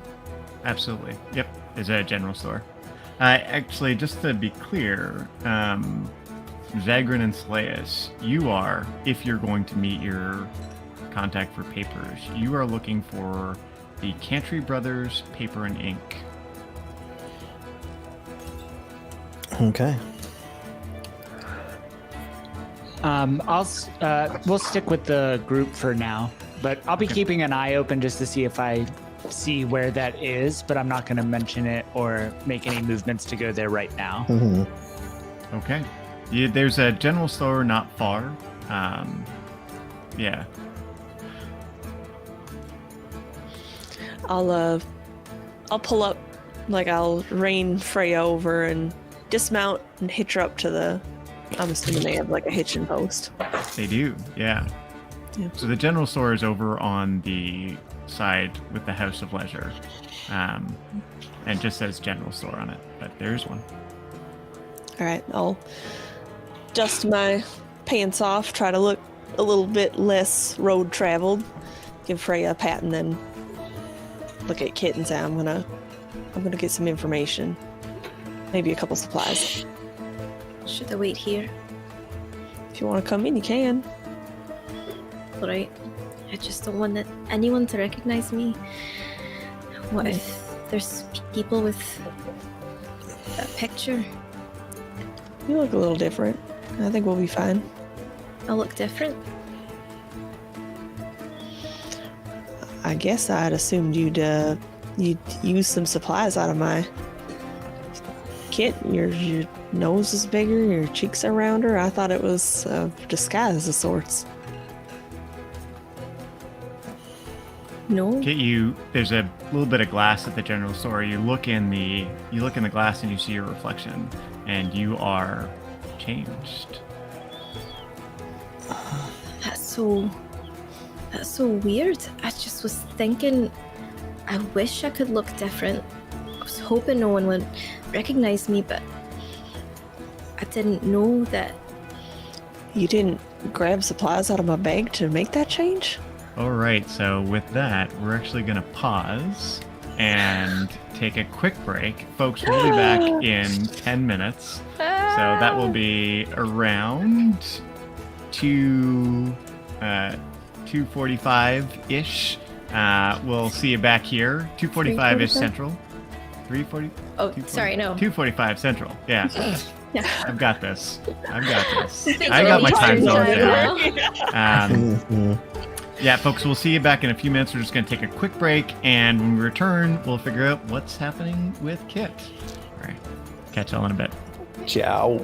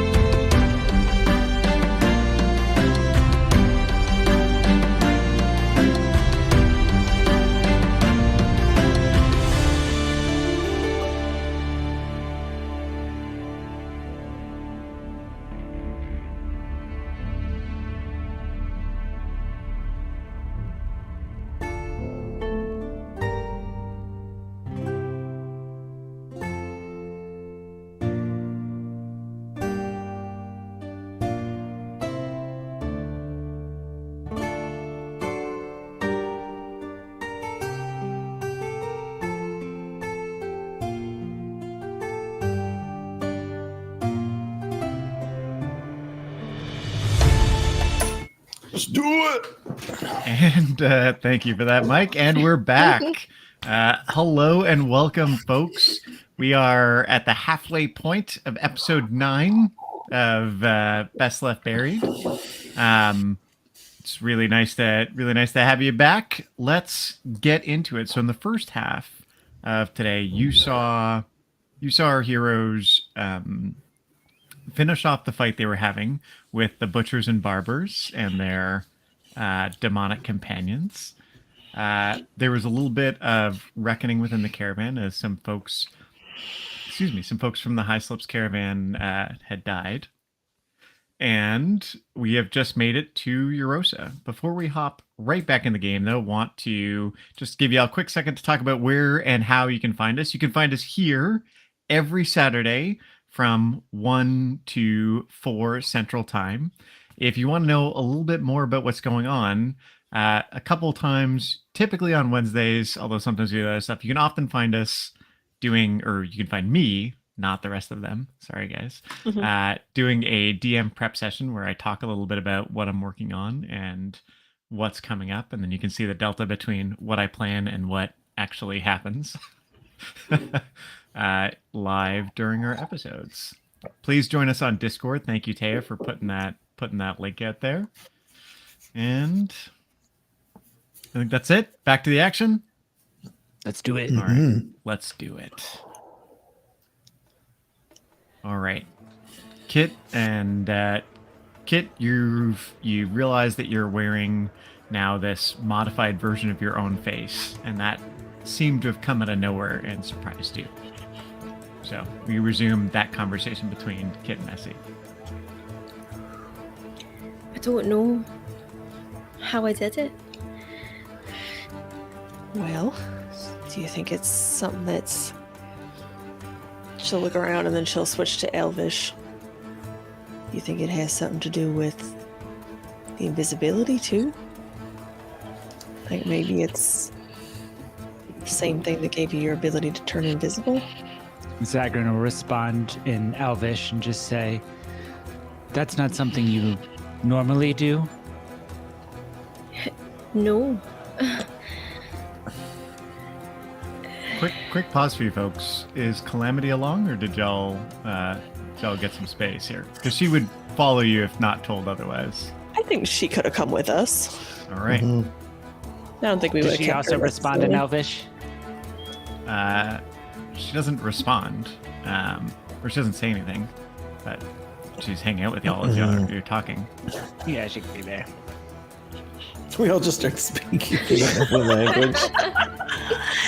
Sure, you can come along with us if you want. I feel like people are pretty used to at least Essie and Kit speaking Elvish to each other quite Yeah. often. They do that Yeah. quite often.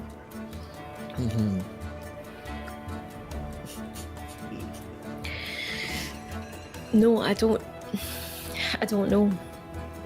It's weird. Well, I can change my appearance too, but it's a device I've been working on that allows me to do it. I just wanted it and it happened. Perhaps then you should wish larger next time. I mean, a mere change of the appearance is great, but if you were to wish for world peace, perhaps that would come true as well. Essie will like almost roll her eyes a little bit. I'll give it a go. All right, well, for now, I'm gonna go in the general store and see if I can get some information and maybe buy some stuff as well. Go with you. All right. I'll just give like Freya a pat on the neck and step on in. Are we going in as well? We'll head in, but not as a group. We'll give you guys a few minutes in there, and then we'll come in afterwards. Calamity can come in with us if she wants. I'll be like, you want to come, Calamity, or you want to stay by the horses? Yeah, I'll come in. All right. I'll just. I could do some things. Always good to be prepared. Kit Kit will kind of just touch Essie's arm and hold her back for a sec and say, when we get a chance, I'd like to talk to you about something. Of course. When we're alone. Yeah, we'll finish up here and find a spot. All right, let's go. Walk in and look around, see if there's any workers around or anything as well. Yeah, general store. It's got shelves. It's got things like that. There's a counter at the end. There's a man at the counter. As you walk in, he's got fairly nice clothes on. You know, looks like workman's clothes, but of a good quality. He like waves at you. Like, let me know if there's anything you need. Of course. You got any tools that could help disarm stuff if you're going down into a deep dive into a dungeon? Can't say. Mostly got regular supplies. Got rope, some hooks, things like that. You might find the tinker over just a few blocks south of Main Street here. Hard to miss. Little tinker shed. You might have what you're looking for. Tell him Stary sent you if you go. What was your name? I'm sorry. Stary. Stary. And you, my lady? Lady Elspeth Pike. I'll just reach a hand. He bows. Bows a little bit. Like, can't say we have a ton of nobles coming through here, but good to see you. Don't even have to worry about that. I'm here on an expedition. So not. Yeah. You folk heading down to the ruins? Gonna try. Oh, great. Okay, well, got rope. The blacksmith. Blacksmith's not far from the tinker. He'll have any weapons you need. Of course, Stary. I appreciate that. I don't really need anything, but she's gonna be polite, and I'm gonna get 50 more feet of rope and a grappling hook if they have it. Absolutely. And almost like she's buying. She's gonna buy some information by buying stuff, and she's just gonna set it down on the counter, and she's gonna say, I haven't been to Yrrosa in quite a while.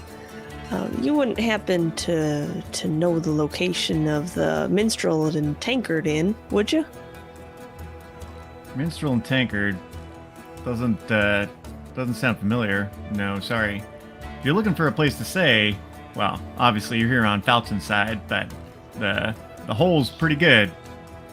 And then of course, if you're not, you haven't set one side or the other, of course, there's always the manoir. Yeah, I'm wondering. I'm sure there's a little bit more than meets the eye here.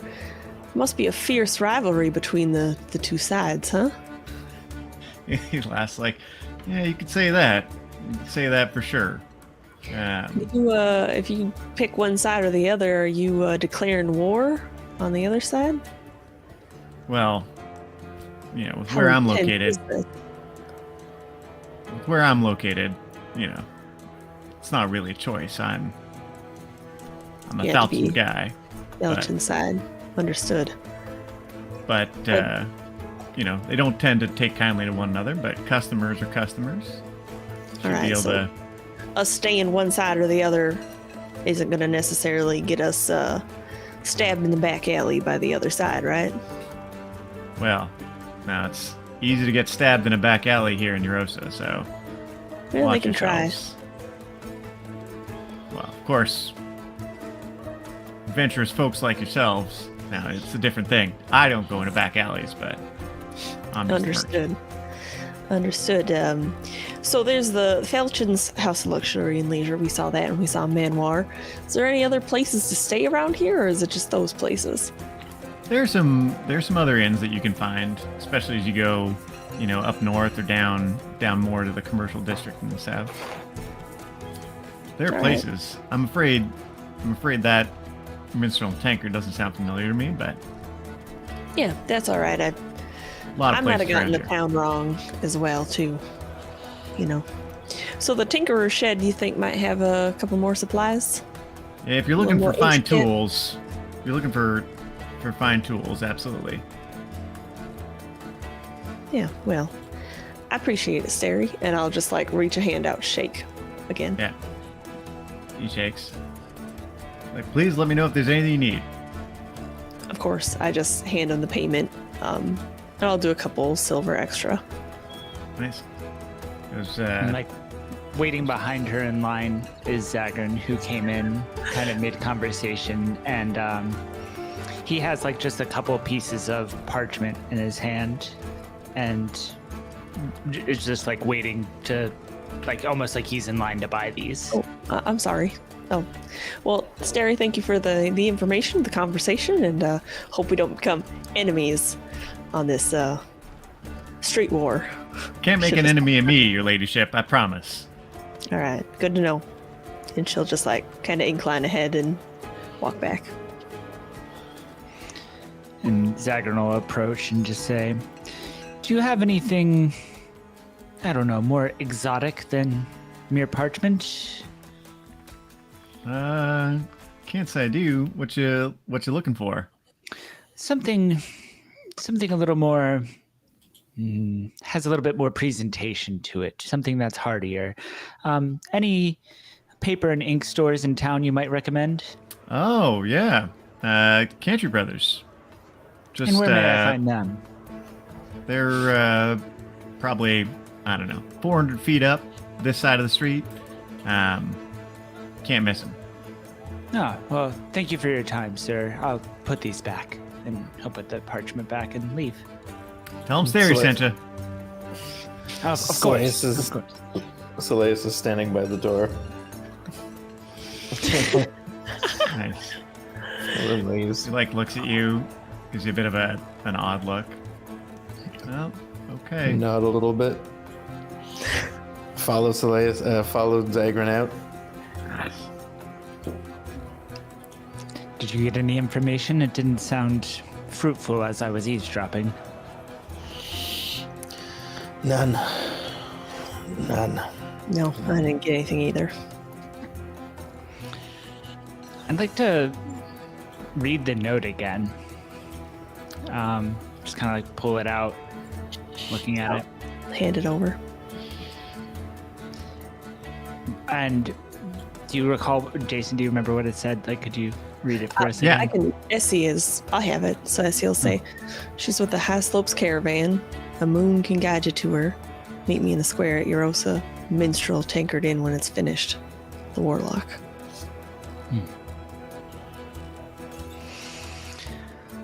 Well, it doesn't seem to be a popular establishment, whatever this minstrel and tankard inn is. I've asked a couple folks and they don't know where it is. It might be some obscure thing in the commercial area. I suppose that's probably the next place to check out. Agreed.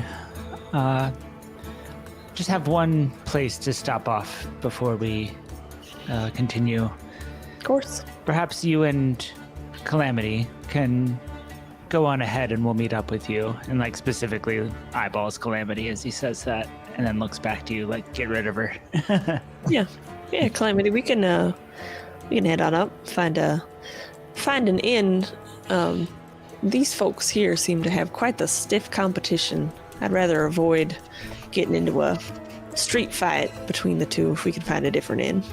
So you're not far from the House of Leisure, and again, both the House of Leisure and the Manoir are very nice looking is maybe the strong word, but some of the nicer looking buildings you've seen so far. The House of Leisure is built you can see the part of the foundation, part of the wall, is this old stone or this ancient stone that represents that some of the structures in the city are built on top of, and then part of it is very new construction. So it's that weird and interesting mix. but yeah, going beyond this main drag, I'm sure you can find other inns in the city. I'm gonna try to get to the commercial area to maybe find out what inns are there. Okay, great. I guess I'll just follow Zagrin to the Yeah, paper. and we're gonna try to, as quickly as possible, go to the Cantry Brothers, following the directions. Okay. So we'll start with Zagrin and Slaya. So, Kit Nessie and Calamity, you're gonna go down to the mayor's side of, to the Manoir side of the street and further down in that direction, closer towards the main road that goes towards Schattengrad or Pride Skull. And that's where the commercial district lies. Zagrin and Selaeus, you're going to continue west. There we go. You're going to continue west along the main drag, and you're going to go to the Cantry Brothers. So Zagrin and Selaeus, as you get further down the road, like it kind of gets a lot less busy and a lot less packed, and you're kind of out of that main drag. And there you do see on the left-hand side, you can smell that chemical smell that paper producers have, and you see Cantry Brothers paper and ink. Yeah, we'll walk inside. All right. You walk inside. As you come in, there's a front room. Lots of, it's got that very strong chemical smell. There's a set of doors, like the swinging doors that go towards the back room. There's all sorts of papers, inks, books, bindings, all sorts of stuff that you'd need as far as paper production. Sitting behind the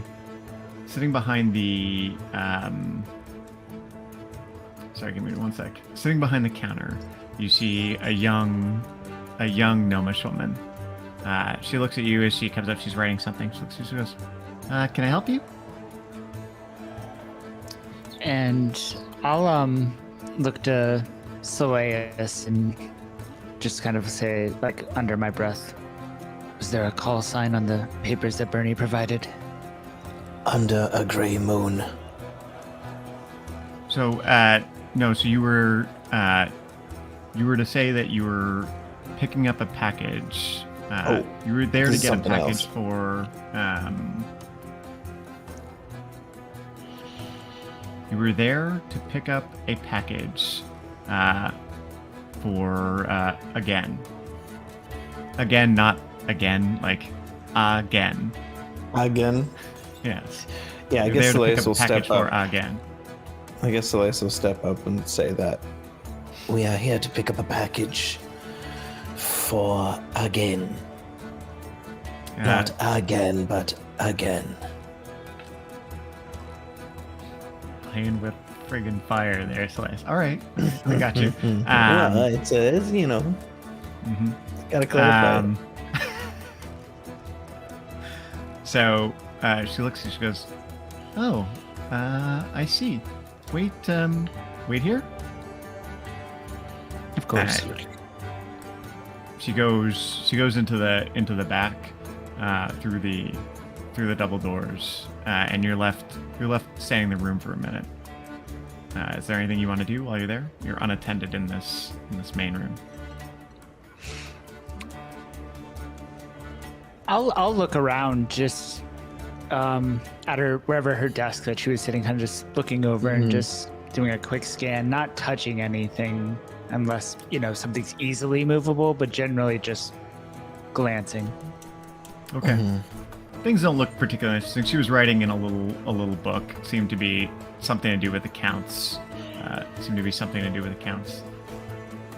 Selaeus is going to say something like, "Your skills in combat have become sharper, Lord Zagrin."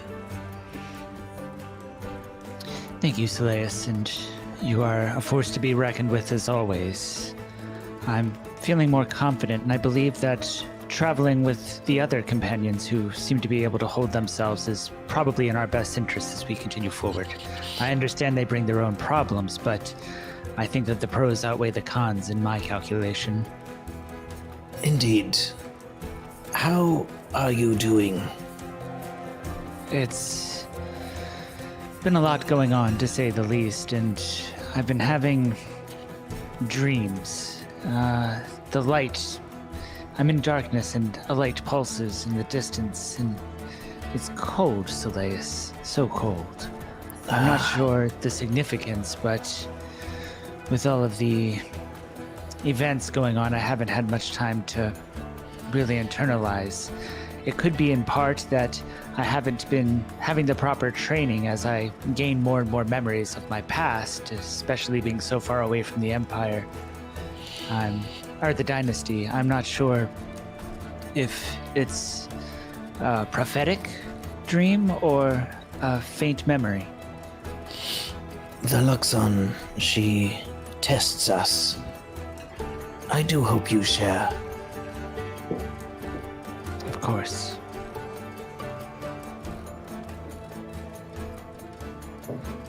Yeah, that's. We'll wait for that's what- her to get back. Okay, great. Yeah, not long after that. Not long after that, the thing swings open, and that same young gnomish woman is like, "Please come with me." Yeah, we'll follow. She takes you through the back room. You can see it's a little workshop. There's 3 or 2 gnomes at different workstations working with some sort of chemicals. They've all got like work clothes, aprons on, and they're hard at work doing paper making or ink making things. You go through the back to a storeroom that looks like it's just kind of empty storage area, and behind that there's another little door, and you're led into an office. Kind of hunched over as I squeeze through the little door. Go down. It's not huge. It's not tiny, but it's not huge. There, sitting behind a desk, is I guess it's kind of redundant to say small, but a gnomish man. He's wearing, again, an apron. You can see he's got ink stains all over his fingers. He's working on something. He's got heavy glasses. And he looks at you two as you come in. He goes, "So, we've got, you're here for a package then?" Just nod. "Do you mind?" And "Thank you, dear. You can leave us." And the woman closes the door. And he goes, "So, do you mind removing the masks?" Yeah, lift the mask, and I'm not wearing any makeup underneath or anything. I'm not disguised. Soleus will lower it just a bit. And put back. Excellent. "Well, I'm Enna. It's a pleasure." Lord "And you Zagrin. are?" "Ah, excellent, Lord Zagrin. It is an honor to meet you." "And then you would be?" He's my companion. "Indeed. Well, as I said, I am Enna, and I have been told to prepare some documents for you." It would be much appreciated, and time is of the essence. Absolutely, absolutely.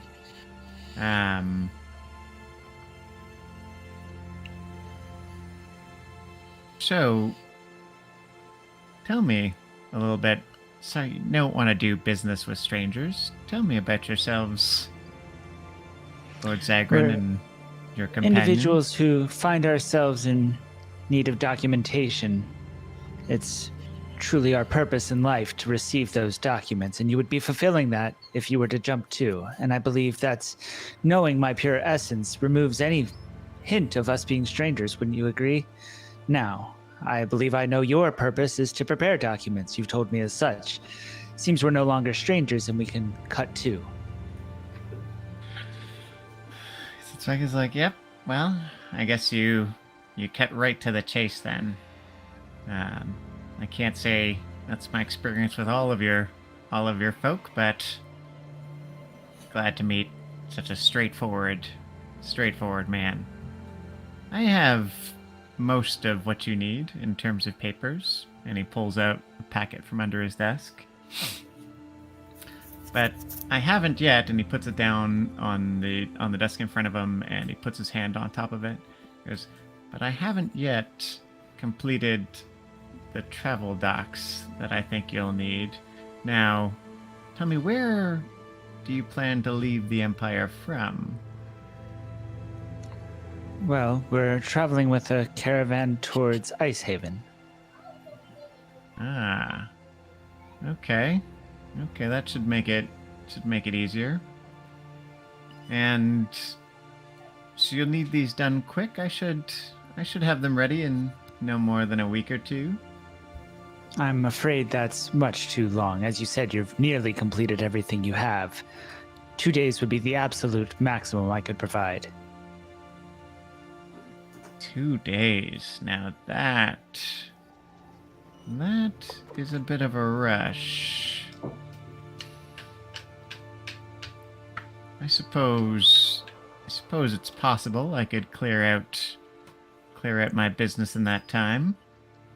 Although, to get it done in only 2 days, I might need a little help from you. And how much will it cost? You see, I have more than enough money. But what I don't seem to have enough of is friends that don't mind getting their hands a bit dirty. Now, I can't help but believe that you two don't mind getting your hands dirty. It can be arranged. What do you need? Well, I don't need much, but I have a friend here.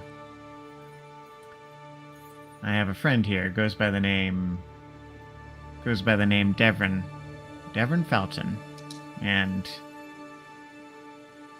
he needs a little help, and I want to be the one to get it for him.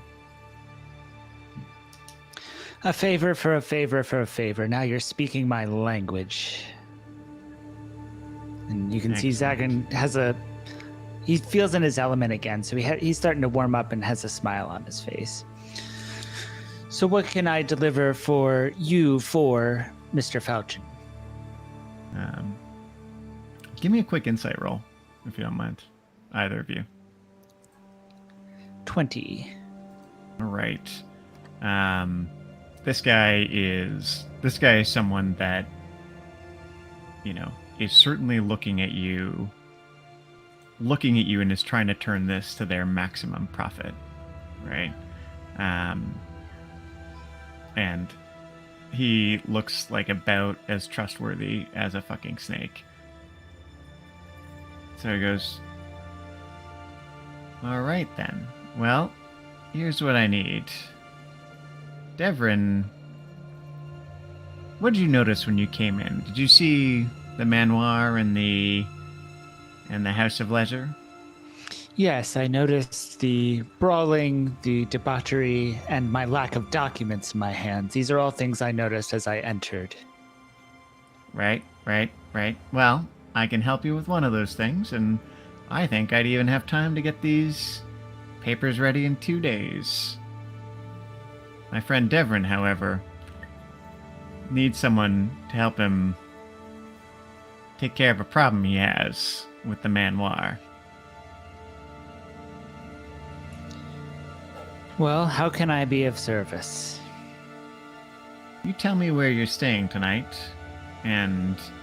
or if you can be at the House of Leisure for dinner tonight, I'll introduce you to my friend Devrin, and he can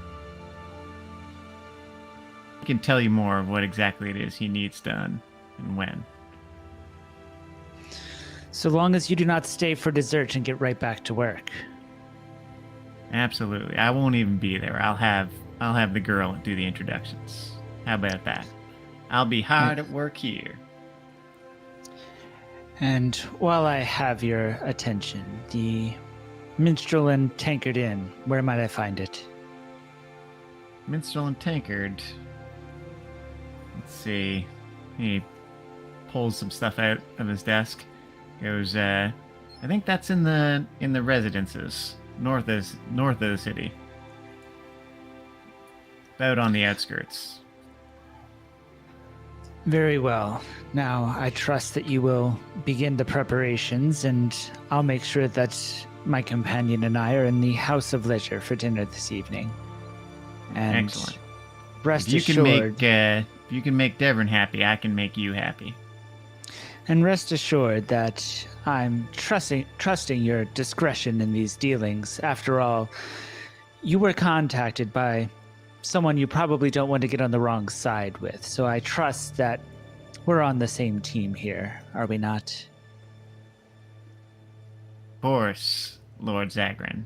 I understand exactly what I'm dealing with here. Then may this be lucrative for the both of us. Absolutely. And I'll stand to leave. Okay, great.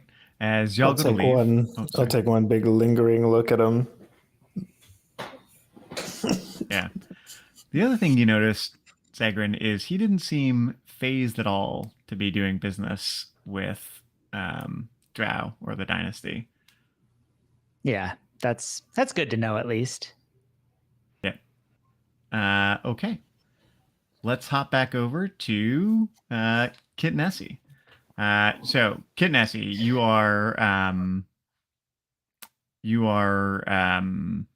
heading back. So there's a square south of town, and on the way around that square, there's a whole bunch of merchant shops, right, including a tinkerer's, a smith, an armorer, right, like a number of places. Looks like a great spot to get anything you need. You see again a bunch of, and it's just south of that. There's again a little encampment, and more than a few adventurers or mercenaries are set up here. When I say adventurers, to be clear, I don't mean like adventurers like y'all, but I mean, hired swords. Anybody giving us the side eye like they're gonna There's people looking for sure, but Try to nothing rob us? overtly hostile. All right. Just head towards one of the other districts to start looking. Do we still have Calamity with us? Yeah. Okay. Y'all still haven't picked a place to stay, right? Correct. We're keeping Yeah. our options open. Yeah. So until you know like a place to meet up, y'all are kind of trying to stick, or she's trying to stick with you. So yeah, you head towards the commercial area. There is, like I said, that tinkerer's shop. If you're looking to buy thieves' tools or something, that's a great place to do it. It Or was any more a other cover toolkit. Oh, okay. that I wanted to buy something. Okay, great. So what are you looking for in particular? I'm honestly just still looking for the Oh. inn. At this Okay. point, like when she went in, she just didn't want to be like information, but I'm not gonna buy anything. Great. You know, so Roll me an investigation check. You're just like going to be asking some folks and trying to get a sense of where this is. Elspeth Pike, you are so good at this. Yeah, she's real good at this. 26 total. Okay. Yeah, you're able to ascertain that it's north end of town, near the residential area. There's a square with a couple inns, including the Minstrel and Tankard. It's not a nice place. In fact, you get the read that it's a particularly shitty place. It's likely why folks didn't know about it at first glance. Yeah.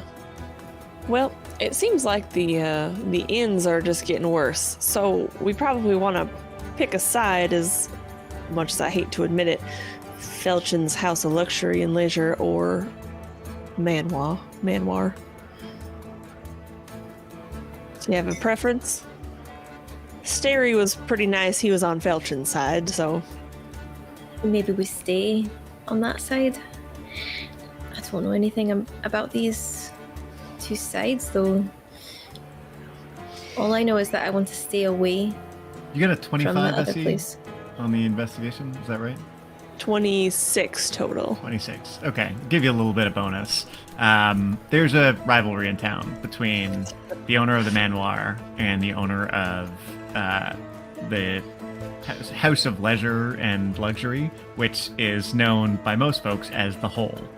So there's the manoir and the Hole, and yeah, there's a pretty big rivalry there. You've got Devon Falchion, the owner of the Hole, and you have Danelle, what's her name? Danelle something or other. Danelle Emaine, who is the owner of the manoir. The manoir is a little bit more upscale, although neither place is particularly upscale because it's full of drunks and a-holes most of the time. Well, Stary was mighty nice and he was on the Falchion side, so I think that's probably where I'll, for now, put my allegiance toward in this little squabble that's going on. Hopefully we're not here long enough to have to actually choose sides. But Yeah. I don't want to go near that other place if I don't have to. Yeah, just good to get a read on it. Read on the other inns in the area, but they're not nice at all. So we better go back and meet the others and There are some not terrible inns in the commercial district, to be clear. Like, they're just fine average inns that tend to be more frequented by the mercenaries and stuff. Has Calamity, like, asked why we're looking for this particular place? She hasn't yet. Seems to be waiting for y'all to volunteer stuff. Okay. I'll just say I heard it was nicer than it is, but I think I don't know, whoever told me that it was looked nice over at the Minstrel and Taker did. I don't think they've actually seen it before. We can go back. Yeah, I like, if we're just picking places, the manoir seemed okay. Yeah, one of those two are much nicer than these places. Maybe we should go in and see. Yeah, we could before we make a decision. Yeah, all right, we'll head back towards the others. And I'm just gonna, Essie makes maps in her brain. She just like mapped out probably the best route to get back there. It's not really complicated, head. right? So that it's not a huge city, right? So you've got that big main strip through the center. You've got some nicer roads that lead into this commercial area. So it looks like there's a couple places where actual work's getting done. A lot of spots when you get to that commercial area for adventurers or mercenaries to like buy gear and kit up. Because you get the impression a lot of folks are going from here down to Shattengrad. In fact, as you go into some of these places, you hear people talking about that in particular, right? How the Empire is hiring, any mercenaries that'll take it, right, for dangerous work down in Shattengrad. Which, again, Essie, that's the place where you were at before you got, your family got kicked out. And what else was the other noticeable bit, right?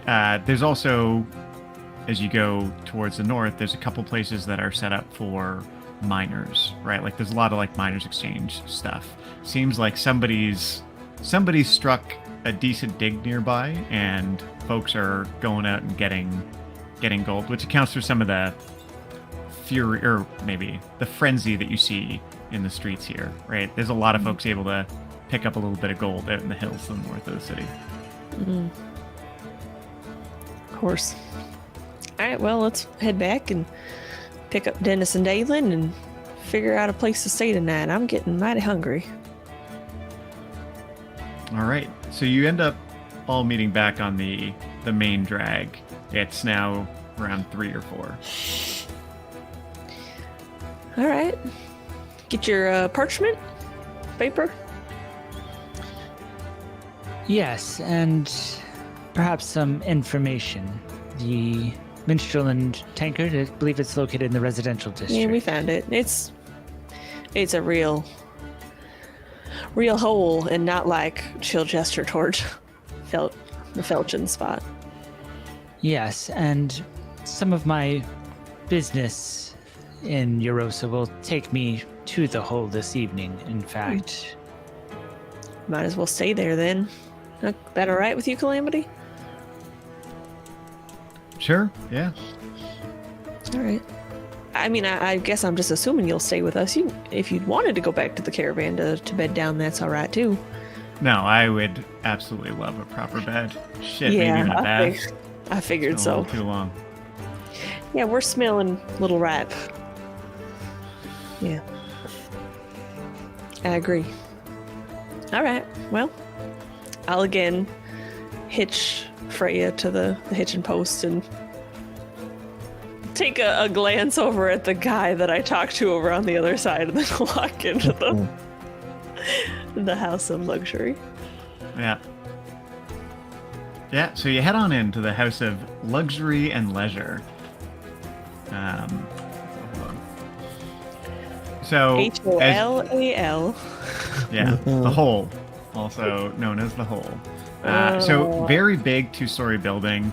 On the first level, you've got really big ceilings, right? Like it's a 20-foot first floor. Like it's huge. And some of the old stonework is really visible in the building. And there's like a, not rickety, but not like super sturdy looking, combination of this old building and this new building in the same space. The stairs, actually up to the second level, look like they're original stairs heading along the stone wall, with a couple places where they've been patched with wood, and yeah, it's it smells like really strong as you go in, right? You get perfume, you get booze, you get the sound of people yelling. There's smoke. Lots of people are smoking, and it is busy, right? Like a very busy spot. Now I know why they call it the Hole. Yep, it's pretty evident. I'll walk up to whoever looks like they're running the place or can help me in some way. The bar, there's a very active bar, and there's also like a check-in place, like a guest stand. Just go over there. There's oh, sorry. I was just gonna say I'll go to the guest stand. Yeah. So there's a man behind the bar. He looks rough, like scarred, beat up face, but he's wearing like business clothes, and he looks at you, goes, you looking for a room? I think 3 probably. 3? All 3 right, rooms, I please. can do that. That'll How much? Y'all playing the tables or not? Well, do we have to decide this moment? Well, I guess not, but if you play, come tell me. 2 gold a room, so 6 gold. All right, I'll just Makes hand sense. him. I'll hand him 7 gold. Just right on the floor. Yeah. He takes it, goes, Charming. all right then. Let me take you up. Goes upstairs. Oh, sorry. Yeah, I was just gonna say we got a couple horses to stable too. I don't know if All that's right. included or if that's extra. I can take care of that. All right, thank you. So he takes you upstairs, and each of you are given, or I guess 3 rooms. How are y'all splitting it? I was gonna assume it was Kit and Nessie, Calamities in 1, and then Zagrin and Selaus get the 3rd. Okay, great. They're nice rooms. So you've got so you're able to get suites. So you've got 2 bedrooms, main area. They'll draw a bath for you if you want it, right? Like it's really nice. The beds look really plush, really comfortable. Like you're looking for company. There's lots out there. I think we're fine. Well, I'll speak for myself, and I'll say I don't have a strong desire. No, that's She'll all right. look You don't at- got to she'll tell look me at about it. Kit. No, all right. I think at least in room 15, we're fine. Well, if someone comes knocking, you just don't answer. Oh, good to know. All right. It's just assumed here what it plays. All right. Good to know. It's in the title, so That's fair. We'd be real interested in a bath or two, though. All right. I'll get something arranged. Appreciate He it. does that same. You get the same speech, Agrin and Selaeus. Just all rooms are fine. Thank you. All right. I feel like they're already even things get a little bit strange. Spit's now outside your room, not in it. All right. I was gonna take that gold back if he'd spit in my room. Yeah. All right. Well, thank you. I'll. Mm-hmm. I think we're gonna get cleaned up and then we'll head on down for some dinner. Maybe meet you down there. Yeah, y'all get room keys, and he takes off. Yes, that sounds appropriate. Yeah, so there's a dining area, there's a gambling area, there are drinking areas. The drinking and gambling areas are well intermixed, but there's like a separate little dining area. It's like it's pretty big, right? Like it's a pretty large building. There's lots of different spots in there, and there's even different gambling areas. It's like a card area, tables, that kind of stuff. Where's is Calamity nearby, or is she in her room, or? Yeah, so she goes to her room. She's like, "Give me a bit. I'm gonna take a bath and meet y'all Down for dinner." Sounds great. Yeah. And as Calamity walks away, I'll say, let's come to my room after you've gotten ready. I want to speak with you both without prying ears, so to speak. All right. We'll be down after our baths. Sounds good. See you then. I'll go into the room. I'm assuming Kit's coming in with me. I'll close the door and I do start like cloak comes off, take the boots off, and as she's just kind of disrobing a little bit and getting a little comfortable putting her bag down, she's going to say, "What's on your mind? You said you wanted to chat a little bit earlier." yeah, I've been thinking, racking my brain, trying to think of who could be chasing me, who could know anything. And I did think of maybe one thing that happened. It doesn't really help at all. But there was a time quite recently when I was doing a bit of a grift and it didn't go so well. And a man, a tiefling man, he grabbed me and he saw the key. The same tiefling man you said was chasing you the night we left? I can't be sure. Might be, but I didn't really get a good look at him. It happened so fast. I didn't even think too much about it. It was just getting away. He grabbed me. He saw the key. But he did seem a bit menacing now that I think about it, but I know it's not really helpful, but No, did. it's something. I mean, it's a start at the very least. You didn't happen to catch his name or anything else about him? No. Sadly, no. Kit, what were you stealing when you bumped into this tiefling? Well, it's just, a little purse here and there. Nothing major. It's just enough to get by. We do little cons, little grifts. So you weren't after anything in particular. You were just No. a random target? No, it's just a thing we do. Me and Jack. It's like we pretend that, one of us has something really valuable, and then, we make a big deal about it. we try to sell it to someone, that type of thing.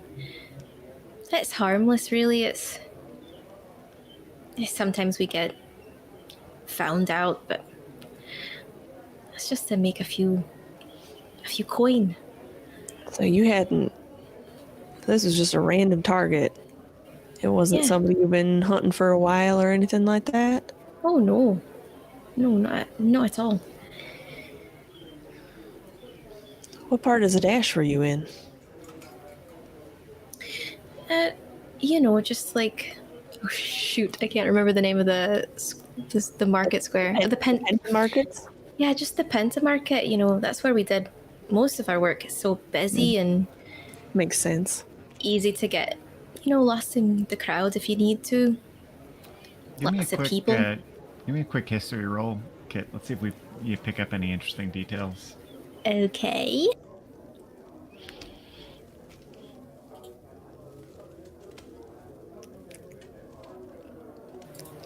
No, that's a 4. Oh no. Huh? Bummer. I just remembered it, but I don't really know how it could be helpful. Well, I know all these things seem random right now, but those freaks that attacked us in the night and the folks that attacked us on the road, they didn't seem anything like each other. Two very separate groups. But they both had those vials of ichor on them, right? So I feel like even if it's a small thing that you remember, anything you can think of to piece this together might turn out to be more important than you think. I'll keep trying.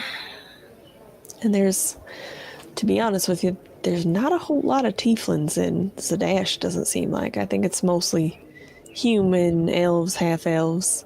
There's other folks, of course, but I don't think tieflings are very prominent. That's why it stood out to me a bit. That and the way he looked at me. Something. Recognition? I don't think so. It's more just like a really bad feeling. He was quite angry or something. And angry more so than someone's trying to steal from me? It's hard to say. Like I said, I didn't even think about it until now. Just trying to rack my brain about anything unusual, and it was just the fact that it was a tiefling, and there was that tiefling that was chasing me in the city. But I don't know if it was the same one.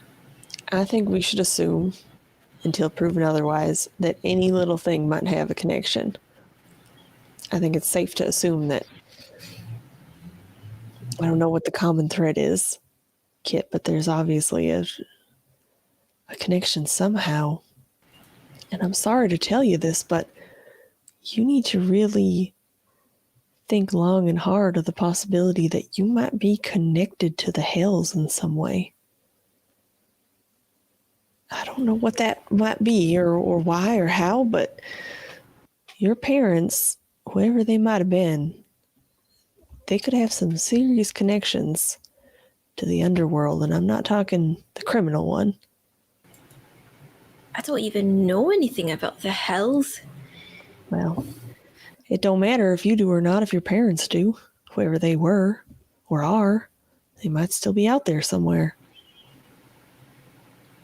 I just assumed they were dead. Well, maybe they were getting chased by something. They couldn't keep you safe if you stayed with them. Maybe they're alive somewhere out there. Maybe that, and she'll point at her key. You ever thought that might have something to do with your parents or your lineage, where you come from? I thought about it, but never really considered the fact that I would ever know. Would you mind? Oh, sorry. Go ahead. Oh, I just was gonna say, I do think that the key might have something to do with it, because it was the key that the tiefling saw. The bird was trying to take it. I'm definitely gonna keep it hidden. Would you feel comfortable? And she'll just dig into her pack, and she'll pull out that little device that looks like a fantasy microscope, and she'll say, I know you like to keep that on you, but would you let me borrow it for like 10 minutes, see if I can glean anything about what it might be? Okay, yeah, if it will help. Okay. All right. She'll just hold out a hand and take it like gently, not suddenly, and then just put it underneath this and grab out her little pearl, put it on there, and then the lenses, she's just going to start like taking down her magnifying lenses and start channeling, ritually casting Identify. Okay. While you're doing that, we're going to hop over to Zagrin and Slayus. What are y'all up to? We'll take off mask and, get into more comfortable clothing and honestly just like flop onto the cushy bed. He says, what have we gotten ourselves into, friend? It's a big, cushy bed. There are big, cushy couches. Like, this looks like a room designed for a lot of comfort. Nothing that we cannot handle. I'm beginning to question if going to get the documentation is even worth it. Perhaps we can find another way or talk our way through any sort of custom check. I'm not saying that we can't do it, but I'm questioning on the quality of the work that gnome will perform, as well as getting ourselves mixed into whatever local feud seems to be ongoing. I'm not sure what what the safest way forward would be. This individual, he knows our names, our true names. It would be good to keep him close. It's true, and I did debate whether to reveal our true name. My thought process was if he were to try to double-cross us, perhaps my name may put the fear of the dynasty into him, so to speak. But it was a calculated risk. I hope that we're not in debt to the wrong person, but perhaps we should at least see what Mr. Falchion is proposing, and maybe we can handle this matter without getting more entwined than we have to be.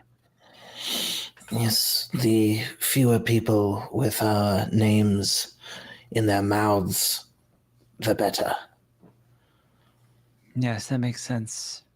Also, I have no doubt that your quick wit will suffice in dealing with Mr. Falchion. It's true. I'm not too concerned of him. I know very little, but if the way that this town is, I believe that there will be more pressing matters than whatever it is that we're doing here. More pressing than a warlock. And that's the other matter at hand, is it not? Who is this warlock, and who is supposed to meet? Who is a moon? It's disconcerting, to say the least. Do we know any dwarves? Or someone of dwarf stature?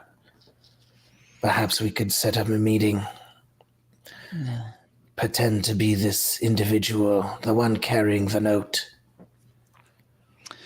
It's true. I believe I've heard Essie and Kit speaking dwarfish to one another, or at least trying to. The accent was a little off at times, but obviously their size is quite different. I'm not sure that... Well, there's Calamity, but then it might be a little too small. Yes. I'm not sure if we have a dwarf at our disposal. The caravans seem to be mostly tabaxi, but we could always go and just see if we can see anyone looking with anticipation. Any cloaked figure, perhaps? Seems to be no shortage in this town, but yes, and we can try to at least get more information. Hopefully, at least we have the element of surprise, if nothing else. Wise as always, Lord Zagrin. Thank you for your counsel. And, go on. Just gonna say, just flop the head back on a pillow very dramatically. Great. Soleil's is going to sit down in front of a little burner, and he's going to perform a small little ritual where he scrolls something on a piece of paper and rolls it up and lights it. You know, a little tiny puff of smoke, takes the ashes, rubs it on his face. Nice. All right. Back to Essie and Kit. Essie, the key is a magical key. Anyone holding it and attempting to use it to pick locks, they'll get to make a skill check as if they are proficient with lock picks. And so it gives you the ability to use it as a lockpick. And moreover, it makes everything you try and unlock very easy to unlock. So it really gives you advantage when you're trying to pick locks with it. Moreover, when you hold it, your steps become more quiet or are muffled. It's partly why Kit is so unnaturally stealthy. And she gets advantage on checks to move silently. All right, but nothing about like origin or anything like that. That's not what the spell Identify will give you. If you're watching, that's what the spell Legend Lore is for, folks. Keep that one. Keep that one in your books. All right. Well, helps with lockpicking, makes you quiet. I couldn't glean much more than that. Well, I did notice those things. Just always felt a bit more safe wearing it too. I'll just again put up my lenses. He actually just and then takes it out of her little device and hands it back. But before I do, I'm just gonna study it like real intently. There's no like initials carved in or like symbols on it or anything like that. It's made of mithril. You can tell that, right? Like a very fine metal. It's old, like old. You can almost feel the weight of age on it, and it seems to change a little bit when depending on who's holding it. So it looks a little bit different when Kit's holding it versus when you're holding it. What does it look like when Kit's holding it? Similar, but it looks a little bit less. It looks a little bit less sharp. Like inside, there's like a bunch of there's the key with like a little circle back, like a key has, except for inside is almost looks like a little maze. Almost looks like a little maze, and it looks a bit jagged when you're holding it, and when she's holding it, everything looks kind of smooth, right? Everything looks kind of smooth.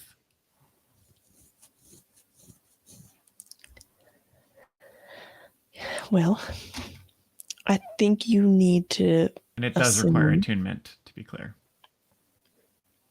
I think that you need to assume that whatever this is, it's somehow connected to who you are. And I'm not just talking the Kit of today. I'm talking where you come from, where your family came from, and who they are. If it was left with you, it's likely it could mean that when you find your folks or wherever your folks come from, that might allow you access to it.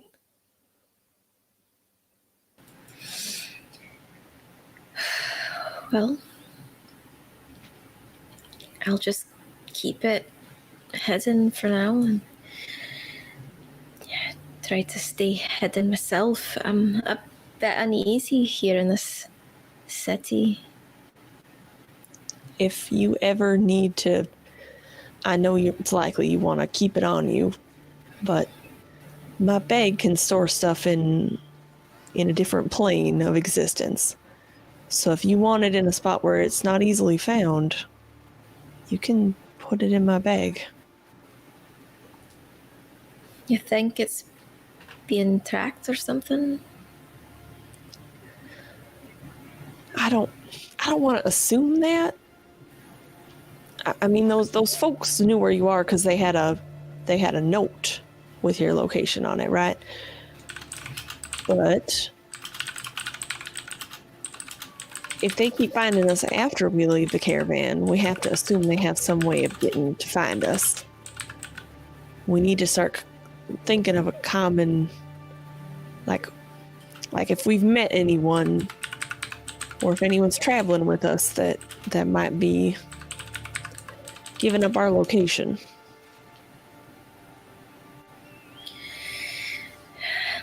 I'll keep it with me for now. Yeah. You don't.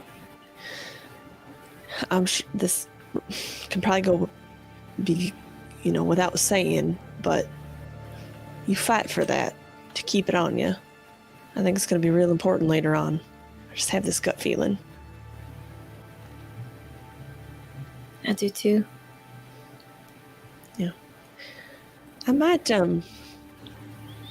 wonder if there's some sort of library or institution around here. I might want to do some research on,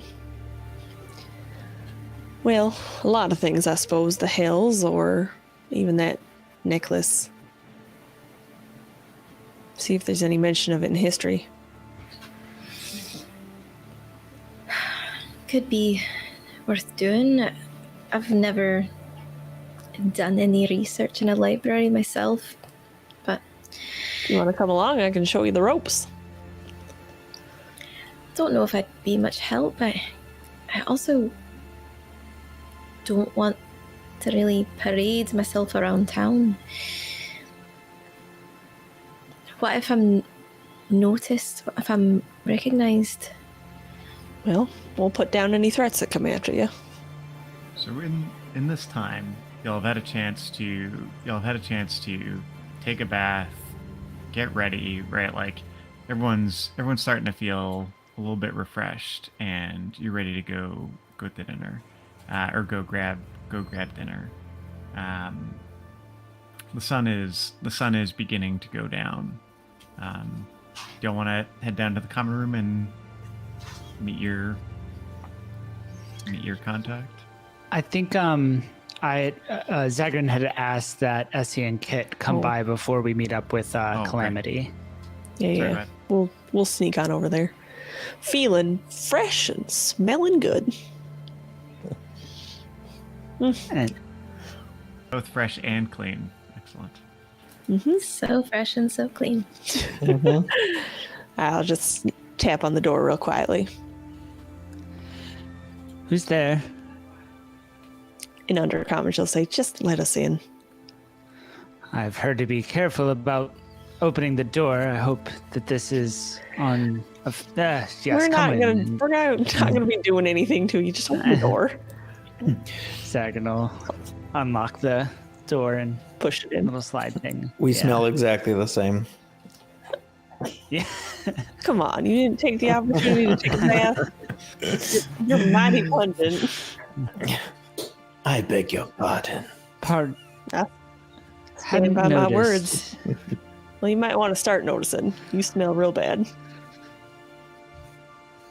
Well, I'll take that under advisement, but I do believe we have more pressing matters. I was glad that we selected this location to stay. As I mentioned, I have business here. Well, first of all, In our travels... nothing's more important than smelling good, but continue on.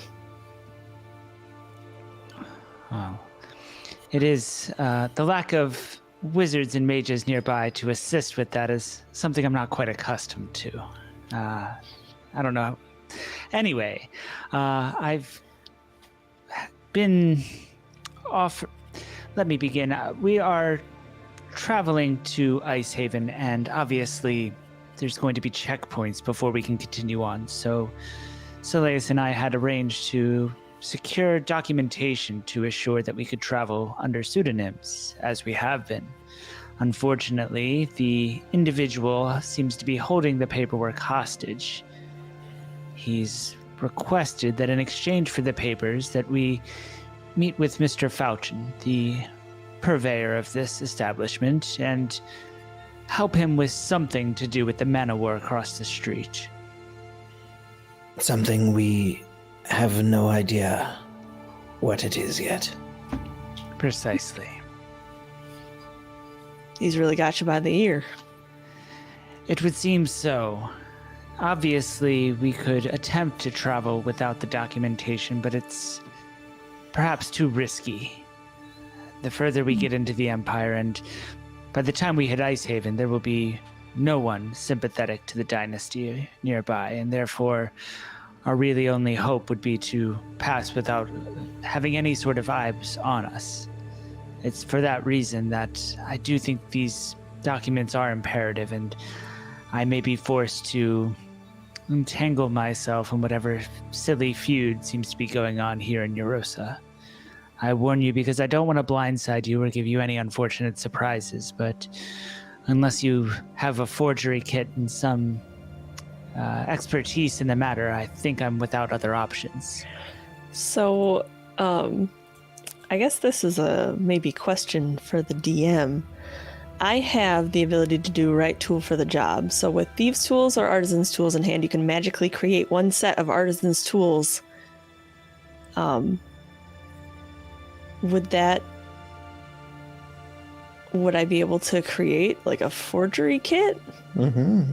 Absolutely. Well, I might not be as good, but I can give it a whirl. She'll kind of like almost in embarrassment, kind of like scratch her neck a little bit. You are full of surprises, Miss Pike. I've done it before. Let's just put it that way. My folks and I, we go outside the Empire sometimes, and we're not always sanctioned to do so or welcome. So we've had to improvise a couple times. I can give it a go. You know, if it turns out to not be as fine as you'd prefer, we can always do this secondary option. I think that it would be much appreciated, certainly. I'm willing to at least hear out Mr. Fouchen and see what it is. If it's something that we can assist with without trouble, then we can simply get it accomplished and move on with our lives. In the event that it seems more troublesome than the effort would be worth, then I would certainly appreciate any sort of passable documentation you could provide. I have a way of talking my way out of things, as you may have noticed, and therefore if the documents are can pass at least at a glance, I think that should be sufficient for our purposes, if that would be okay with you. I need about an hour to start working on it. Maybe a little bit longer to complete them. So my suggestion is that you go hear this fella out or lady out, and then you just don't commit to anything until you see what my work can provide.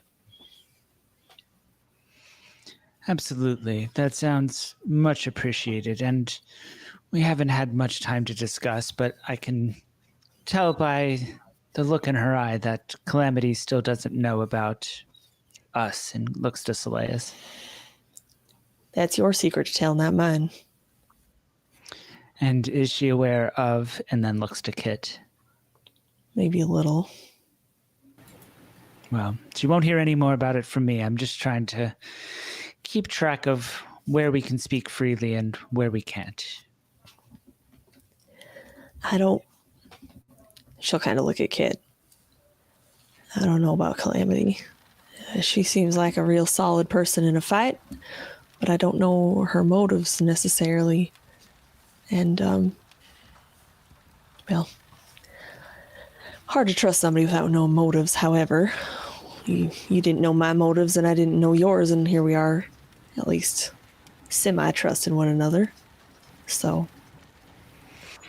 Yes, but we now have the threat of mutually assured destruction hanging over both of our, or all of our heads. Calamity would be able to turn on either of us, and we would have little to no recourse. If she is genuine, I see no benefit either way.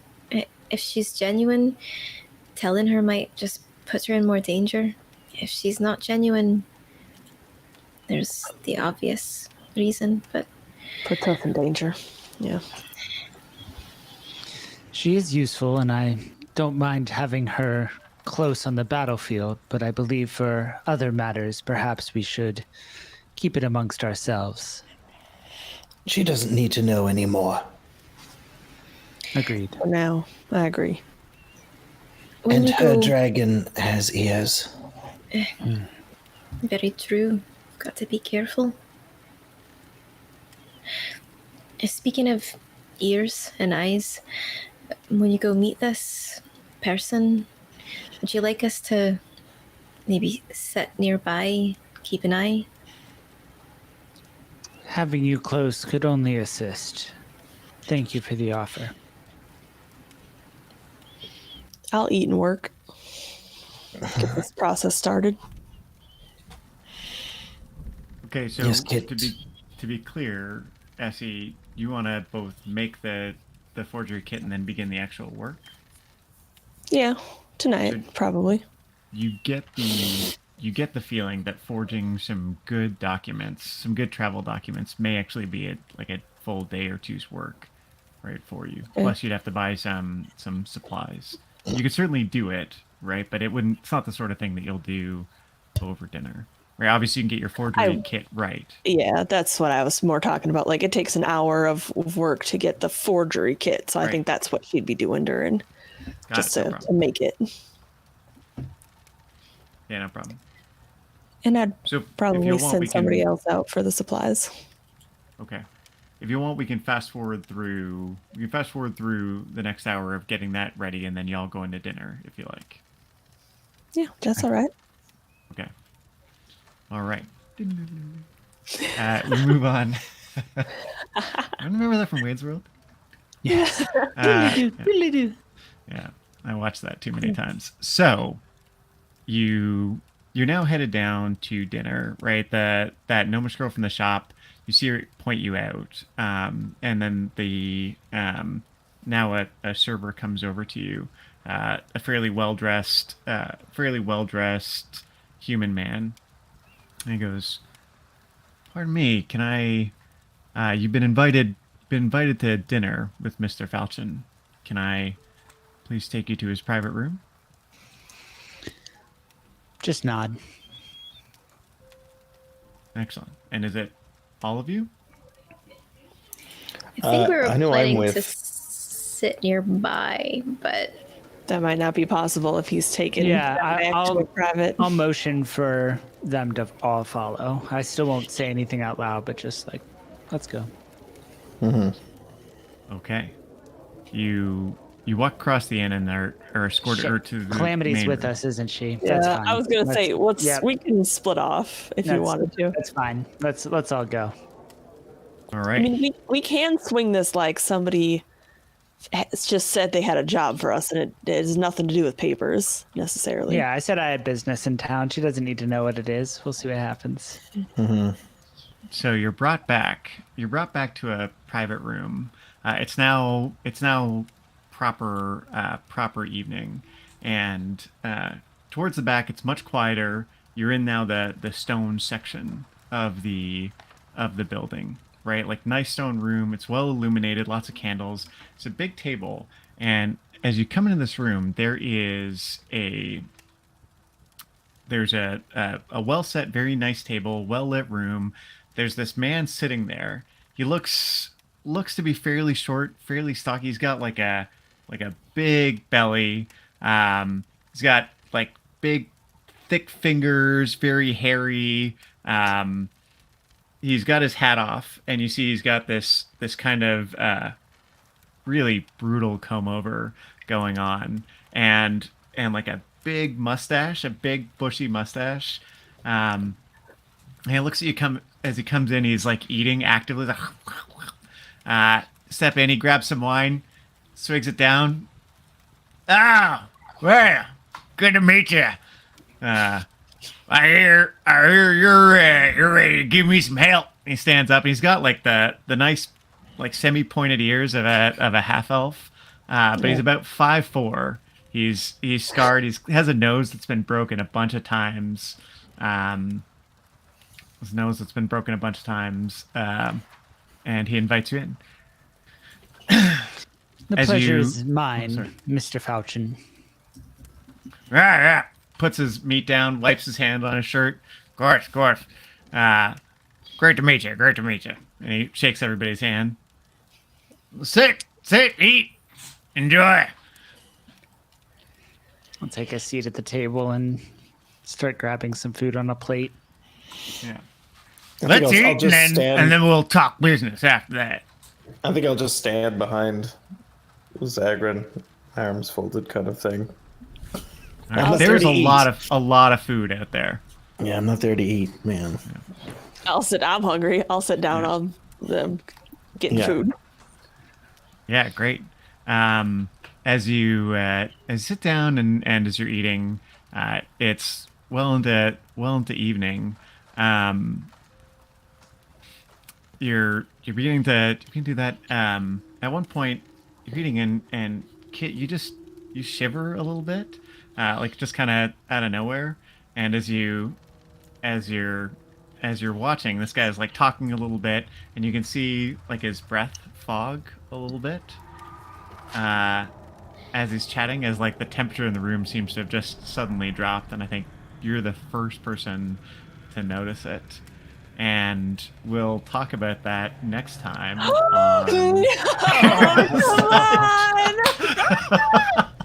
Why every single time? The cliffhangers are getting out of control now, Jason. Out of control? Too much? Out of My control. No, in the best way. So wait, hold on. Who's in the room? Best way. So it's you guys. It's a waiter. Seems like there's always a waiter in there, right? Someone will come in and out as they bring stuff, but someone's always there to take an order. And Is Essie with us? Yeah, Yeah, we're Essie. all Okay, together. okay. Calamity, you're all there in the room. And to be clear, it's a room Cool, with only cool. the one big door in, right? Mhm. Oh wait, sorry. This guy's also got a guard with him in the room. And there were guards along the way as well. And you're at like the far end of the building, so you're on like the back wall of the building, basically. Okay. So it would be presumably there's alley or something behind this room. And again, thick stone walls. Son of a biscuit. Yeah. Great. And that's the end of our show. Folks, if you want to see more, join us next Saturday from 1 to 4 Central Time. And we'll get down to business. We'll see what Devrin has for them, and Devrin Felton, and figure out why. Oh why my did Kit's- gosh. Why did the breath suddenly go cold? Why is it? Why is the It temperature? could just dropping? be an air conditioning problem. It could Yeah. just be that. It's Always don't know. cold We're in looking into restaurants. it. Like that's why you gotta always bring a jacket when you go to a That's what I'm restaurant. saying. Exactly. Not We're an just looking into unreasonable it too much. possibility. Yeah, Or don't he read could be in. a psycho and wants to kill us all. Yeah. That's also a possibility. We'll cross that bridge when we get there. Oh my gosh. Ah, Find Yeah, out can't more wait. next time. Yeah. Nice.